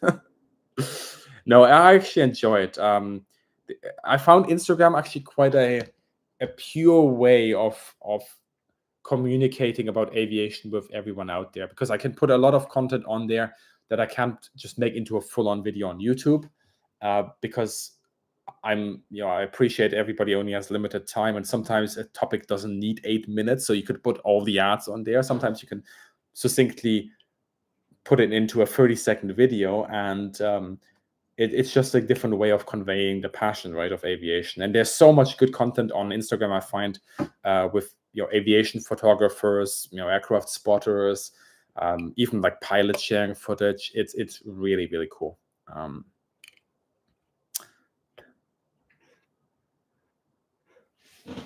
More Cold War aviation. Okay, cool. That's good to know. A live stream from an aviation museum would be great. Absolutely. And I have been to in a couple of museums recently where I wanted to do that, but the local, some of these aviation museums are a little bit outside, and then it's really hard to stream from there because the connection isn't very good, and sometimes there's no connection.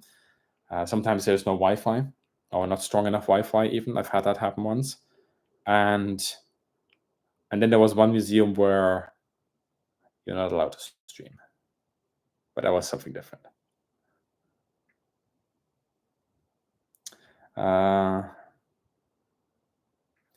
Following the new upgrades to the Egyptian Air Force fleet, I have not. but I shall. Question from Grandizer. Would you prefer viewers to join here on YouTube or via Patreon? Which platform, where do you get the most of the funds, or is it the same? That's a very nice question of you to ask, actually. Thank you, Grandizer. Patreon, the cut that I get is greater on Patreon. The integration for viewers is, especially if you follow the stuff that I do here on YouTube, is slightly better for viewers on YouTube, simply because when I set a members only video, you get a special notification and so on and so forth. And it makes it a little bit simpler than having that additional site where you have to go to when I send an early access video like a week or 2 weeks in advance to another link, right? So I definitely get considerably more actually on Patreon than for YouTube. YouTube takes a bigger cut. However, I think also the pricing model for you as the viewer is more straightforward on YouTube. I think on Patreon you pay slightly more than what the perk is, because Patreon wants a cut. Although actually that might not be the case for me, because I have a legacy account, because I signed up early to Patreon. Okay, very long convoluted response there. I'll make it easy. I get more on Patreon. However, for the viewer, a YouTube membership is slightly more appealing from sort of a platform perspective. Marksman, thank you for joining us. Hope to see you soon. Take care.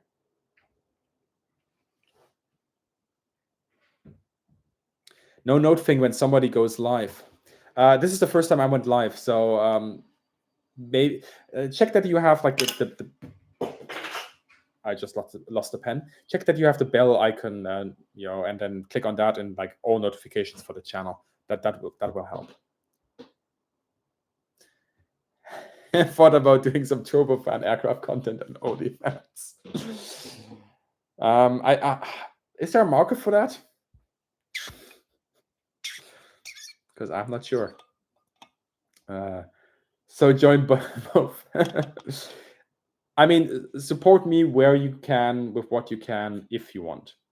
That's my take of it. If you enjoy my content, I would absolutely appreciate it, and yeah, it would be really really cool. Over a year, definitely. I mean, I've been live once or twice from a museum, but I haven't streamed regularly since I want to say 2020, even earlier than that. And I miss it. I really miss hanging out with all of you. It was cool. And now finally, I think I have the time, and I want to do it again. I just want to talk about aircraft with people. It's what I do, every day, and you learn so much. It makes you, even as I'm answering some of your questions, it makes me think about certain things and also how to explain certain things. Obviously, in a language that is also not my first language, so it's really rather cool to do this. Phone Ponies, I hope I pronounced that correctly. Thank you very much for the donation. Thank you very much. That's very appreciated. The bell thing is on. Then I don't know. Turn it off and turn it on again, and we'll see next time. Do I have any juicy gossip about the Boeing Saab T7 project? Next question. Back when you were doing sim flying streams, yes, Whiskey Canuck. Those were the time. Has YouTube ever blocked one of your videos over content or copyright issues? Not in. Yes. Recently, there has been once again sort of this. This happens every now and then. It comes and goes. But recently, there has been once again a company that started claiming public domain footage. And I know it's public domain because it literally comes from the public domain source itself, and that is NARA. And everything about it is public domain. And in fact, I've downloaded it and I've upscaled it myself, which theoretically makes that upscaled copy of the content mine. So you can't claim it. My understanding of copyright law, having done due diligence, I believe. And then suddenly there's these companies that claim that, and they're like, sometimes I know that the automated systems makes mistakes. It just happens. And I'm not somebody who then goes on like social media and complains about it immediately. I wait to see what happens. I file my dispute and I wait to see what happens, and usually it clears up. But there seems to be a monetization trend that some companies just make these claims and hope that YouTubers are too afraid to dispute them, because if you dispute them and you fail to show that it's your content, then you can possibly have very negative repercussions to your YouTube channel. So yeah, I think there are some companies out there that maybe file these claims with an ulterior motive, and then they just, if 1 second is claimed, they get all the ad revenue, they get all of it. They don't get 1% of it, they get all of it, because that's how the law works, or the system works rather. But thankfully, it's, I've been doing this for a while, so, and I'm pretty good at doing my due diligence and know what I do.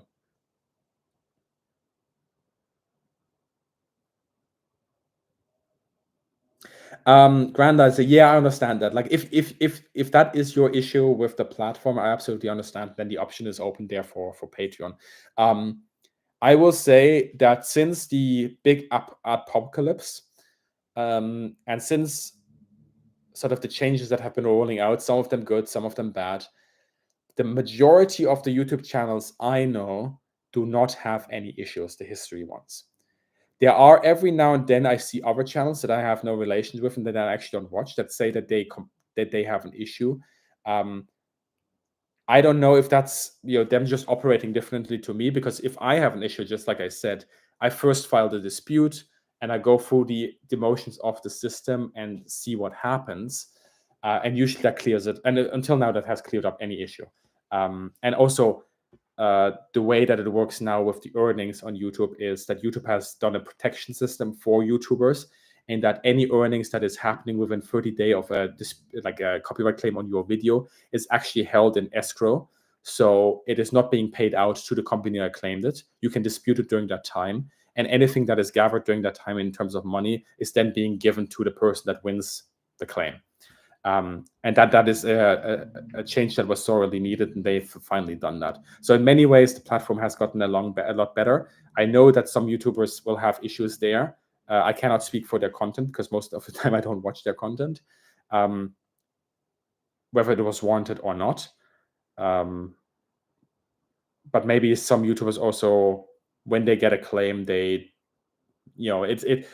hits your heart very quickly. Like, if I get a claim on one of my videos, happens like 2 or 3 times a year, then I'm like, oh no, it's like, what's going on now? And now I have to do this, and I have to dispute the claim. And I'm a one-man army. I don't have somebody I can delegate this to.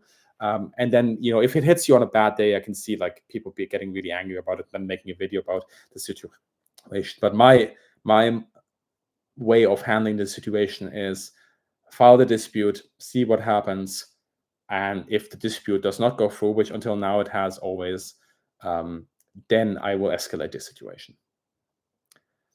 GJ Free History, hello. How are you doing, buddy?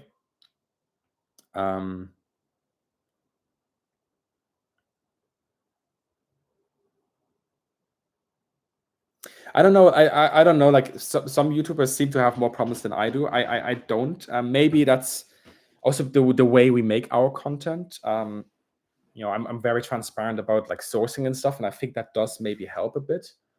I don't know. I can't speak for other channels. It's I can only talk for my own channels, or the experience that I hear from the channels that I am fairly close with. And I don't know if they want their name dropped, so I'm not gonna do that.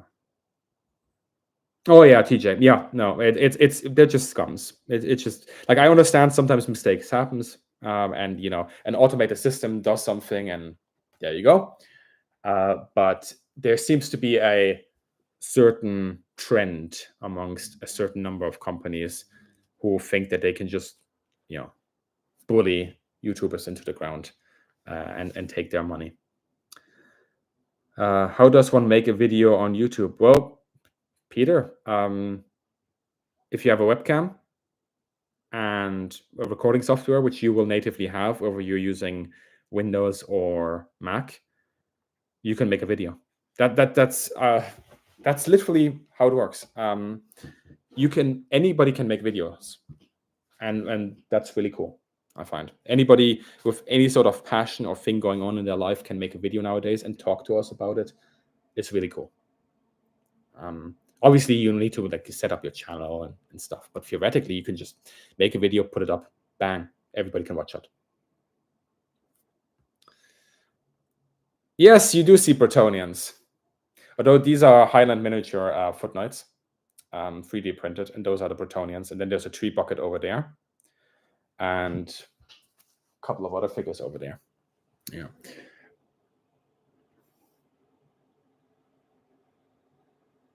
What's your best recommendation for an English speaker to use when researching Luftwaffe documents and reports? Do you mean as in translation, or do you mean as in the source, the archives that you use? I mean, we have a centralized archive. It's the military archives in Freiburg. That's the central archive, and they have a surprising amount of stuff. And it's also very surprising what they don't have, because in 1945, a lot of Luftwaffe files went up in smoke. Yeah, I would say maybe don't start with the archive files. Actually, as an English speaker, depending, I don't know how good your German is. It might be more worthwhile initially to try to get into the recent historiography of the German, the German research on World War II and translate that. Because usually, if you can get stuff like as articles and stuff, just putting them in a quick translator, AI translator. I know that's not 100% accurate, but it's like 80% of the way, and that already helps a lot. Online resources. I mean, yeah, the archives have some stuff online, but then there's a lot of forums that have stuff. And honestly, the amount of stuff that people have brought up all around the world, the Luftwaffe files are crazy. Like every now and then I some people like get in touch with me and they're like, hey, we found these things in our grandfather's basement or attic. Here are a couple of pictures of these files, and I'm like, oh wow, this is really interesting.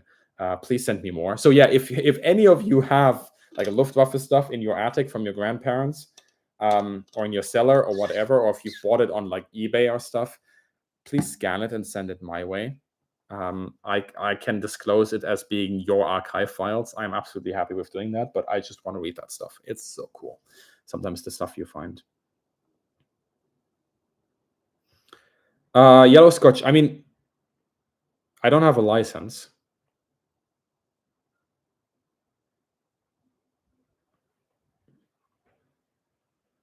Can you do a video on Luftwaffe naval helicopter capabilities? Do you mean during the World War II with the little for spotting? That could actually be cool. Something cool to do with Drac. Yeah. Have a little bit of a conversation with him about that. That could be cool. Were you able to interview any World War II pilots when you started to channel? Some, no German ones, I'm afraid. So I interviewed a couple of pilots, mainly American ones. I had a conversation. It wasn't really an interview, but there was one that really sticks out. That was with some Tuskegee airmen. That was at the 2016 memorial for the Lafayette Squadron. They were there, and we had a very brief conversation because they wanted like there were some I think some Boy Scouts, some Girl Scouts there as well. They wanted to have a conversation with them, so I was like, put the next generation in line. There you go. Have you ever covered all the helicopters that were used during the Korean War? No. So what I will say is, I don't necessarily want to do this plane, this plane, this plane, this plane, this plane. That's not really how I operate, because I think most of that stuff anybody can read up by themselves. And like, you want to know the history of the Chinook, or you want to know the history of the Huey, any book or even the Wikipedia article will see you a long way. And I don't want to, like, I want to make videos on stuff where you don't necessarily have a Wikipedia article on, that already gives you sort of the general narrative.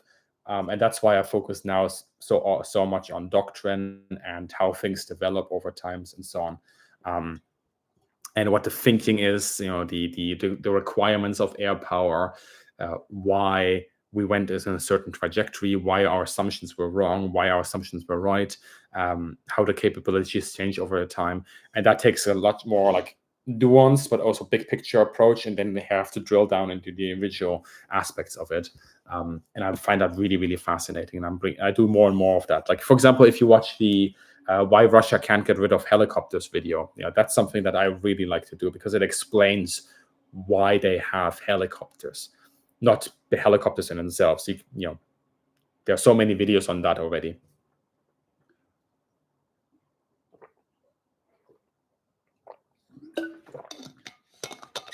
Do you have to fill out forms to get ahead of historical documents of the Luftwaffe in the archives? Any archive you go into, you have to make, any archive that I know that you can go into, you have to basically make a user account, just like if you were to use a platform on the internet.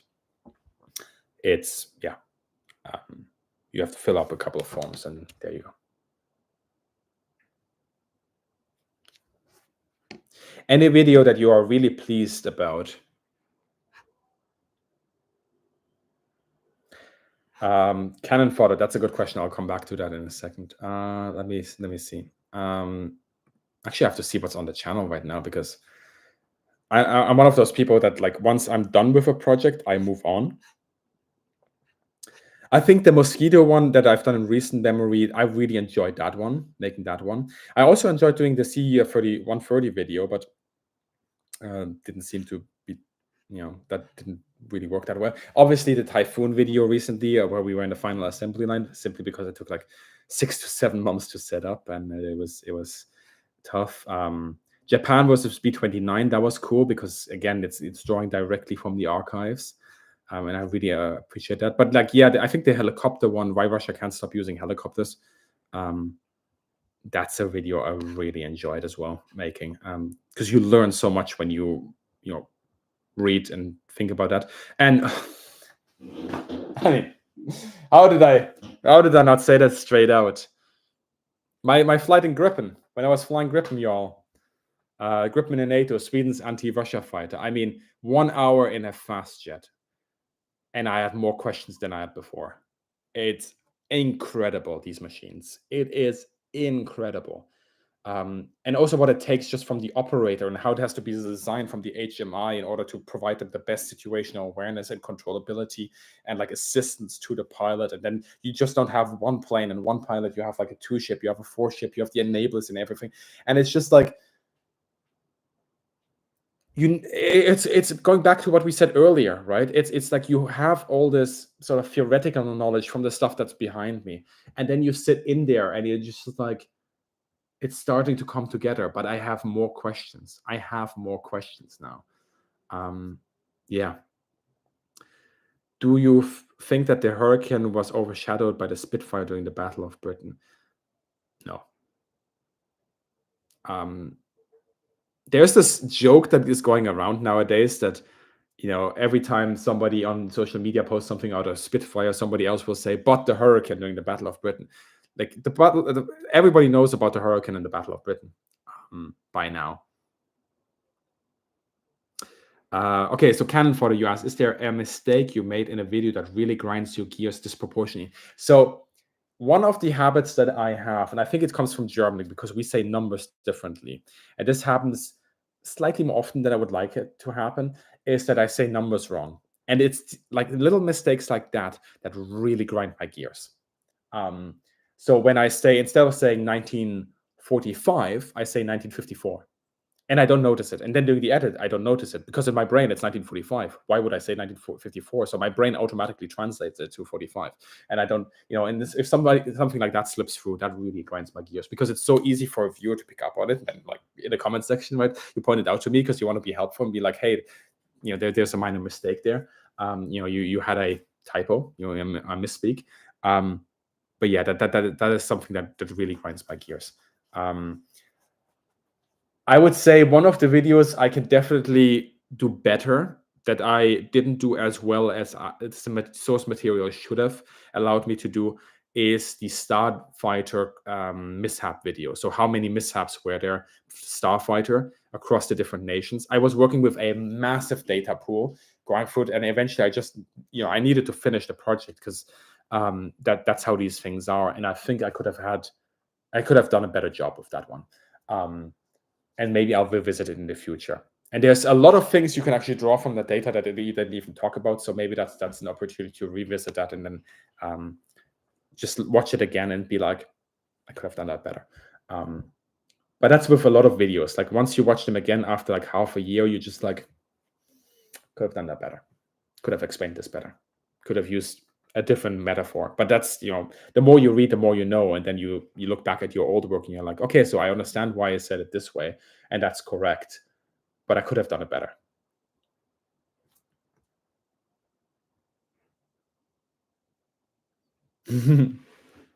I mean, it's disproportionately to the issue, right? I don't think I have made a massive mistake.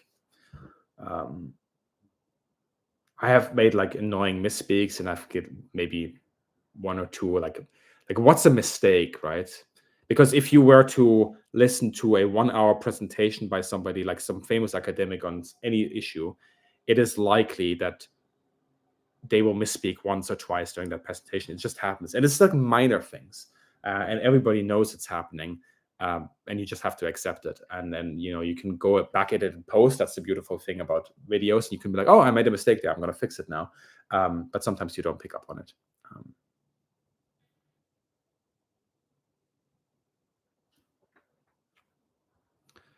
Oh, I love the way the French say their numbers. I love it. It's like a built-in spy detector in their language. It's beautiful. It's like the articles in Germany, right?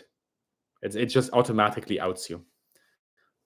English is a little bit more difficult. I think English with the accents, perhaps it's easy to see, but English as a language, allows you basically full freedom in the way you want to express yourself. And even if you say something that is considered grammatically incorrect, it still works somehow. So, yeah, with English you can do anything. Of course, if you're German, you have difficulty saying the word squirrel, but I think I say it better than most Germans. Uh, yeah, I mean, I'm gonna play some more with Bo and the gang, absolutely, but not on this channel. This channel is not doing that. KG 200. The sourcing on KG 200 is so iffy, so very iffy, that I do not want to touch it right now. I've seen people make videos about KG 200, and I'm just like, really? What's the source? And yeah, no. Right now, I'm not touching that. Also, like some of the like rumors about like what they done clandestinely and so on, you get very easy like into territory that's a bit awkward. Yeah. Do Germans find themselves saying squirrel in English a lot? Well, if you're in a pub and you out yourself in Germany, in rural England, there will be one or two people that will ask you to say it. But you can just go, it's like, okay, so I'm going to say squirrel, and then you're going to say squirrel in German, which is Eichhörnchen. Good luck. And that usually shuts them up. No, I like England. I like the English. If I could go back in time and rescue free aircraft to have a museum in present times, which aircraft would they be? Oh. Oh. Oh. So many.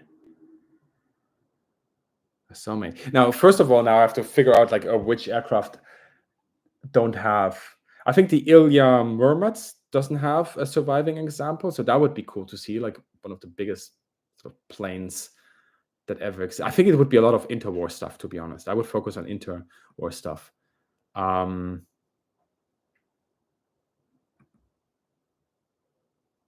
Maybe one of the Capronis, the big ones. Oh, I don't know if one exists, but just because it's so quintessential to the Pacific theater, a Betty bomber. I don't think there's a survive. If there is there a surviving Betty bomber? Please tell me there's a surviving Betty bomber. Where's Justin when I need them? Surely there is wait. It's a diorama. Okay, so there's a diorama. No, there is one of course, in Japan. Actually, it's not as bad. Smithsonian retains the forward fuselage. Okay, so maybe it's not as bad as I expected. Okay, interesting. That's good to know. For some reason, I thought that there was no. Yeah, there are pieces of G4Ms, right? Is there any Sterling left? There's no Sterling left. Sterling would be cool. Would not be on my priority. A Vickers Wensley or whatever you pronounce that plane, that would be cool to have. It would be. I would focus heavily on interwar stuff, I think. Really. Jets? Nah. I mean,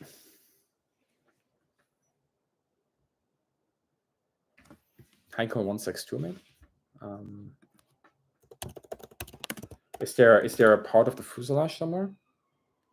Not 6.2. Of course, they are surviving 6.2s. What's it called? I'm bugging. Chat, I'm bugging. Why am I bugging? The first one, Heinkel 7. No, I'm not having this. This annoys me so much. Everybody in the chat already knows what I mean.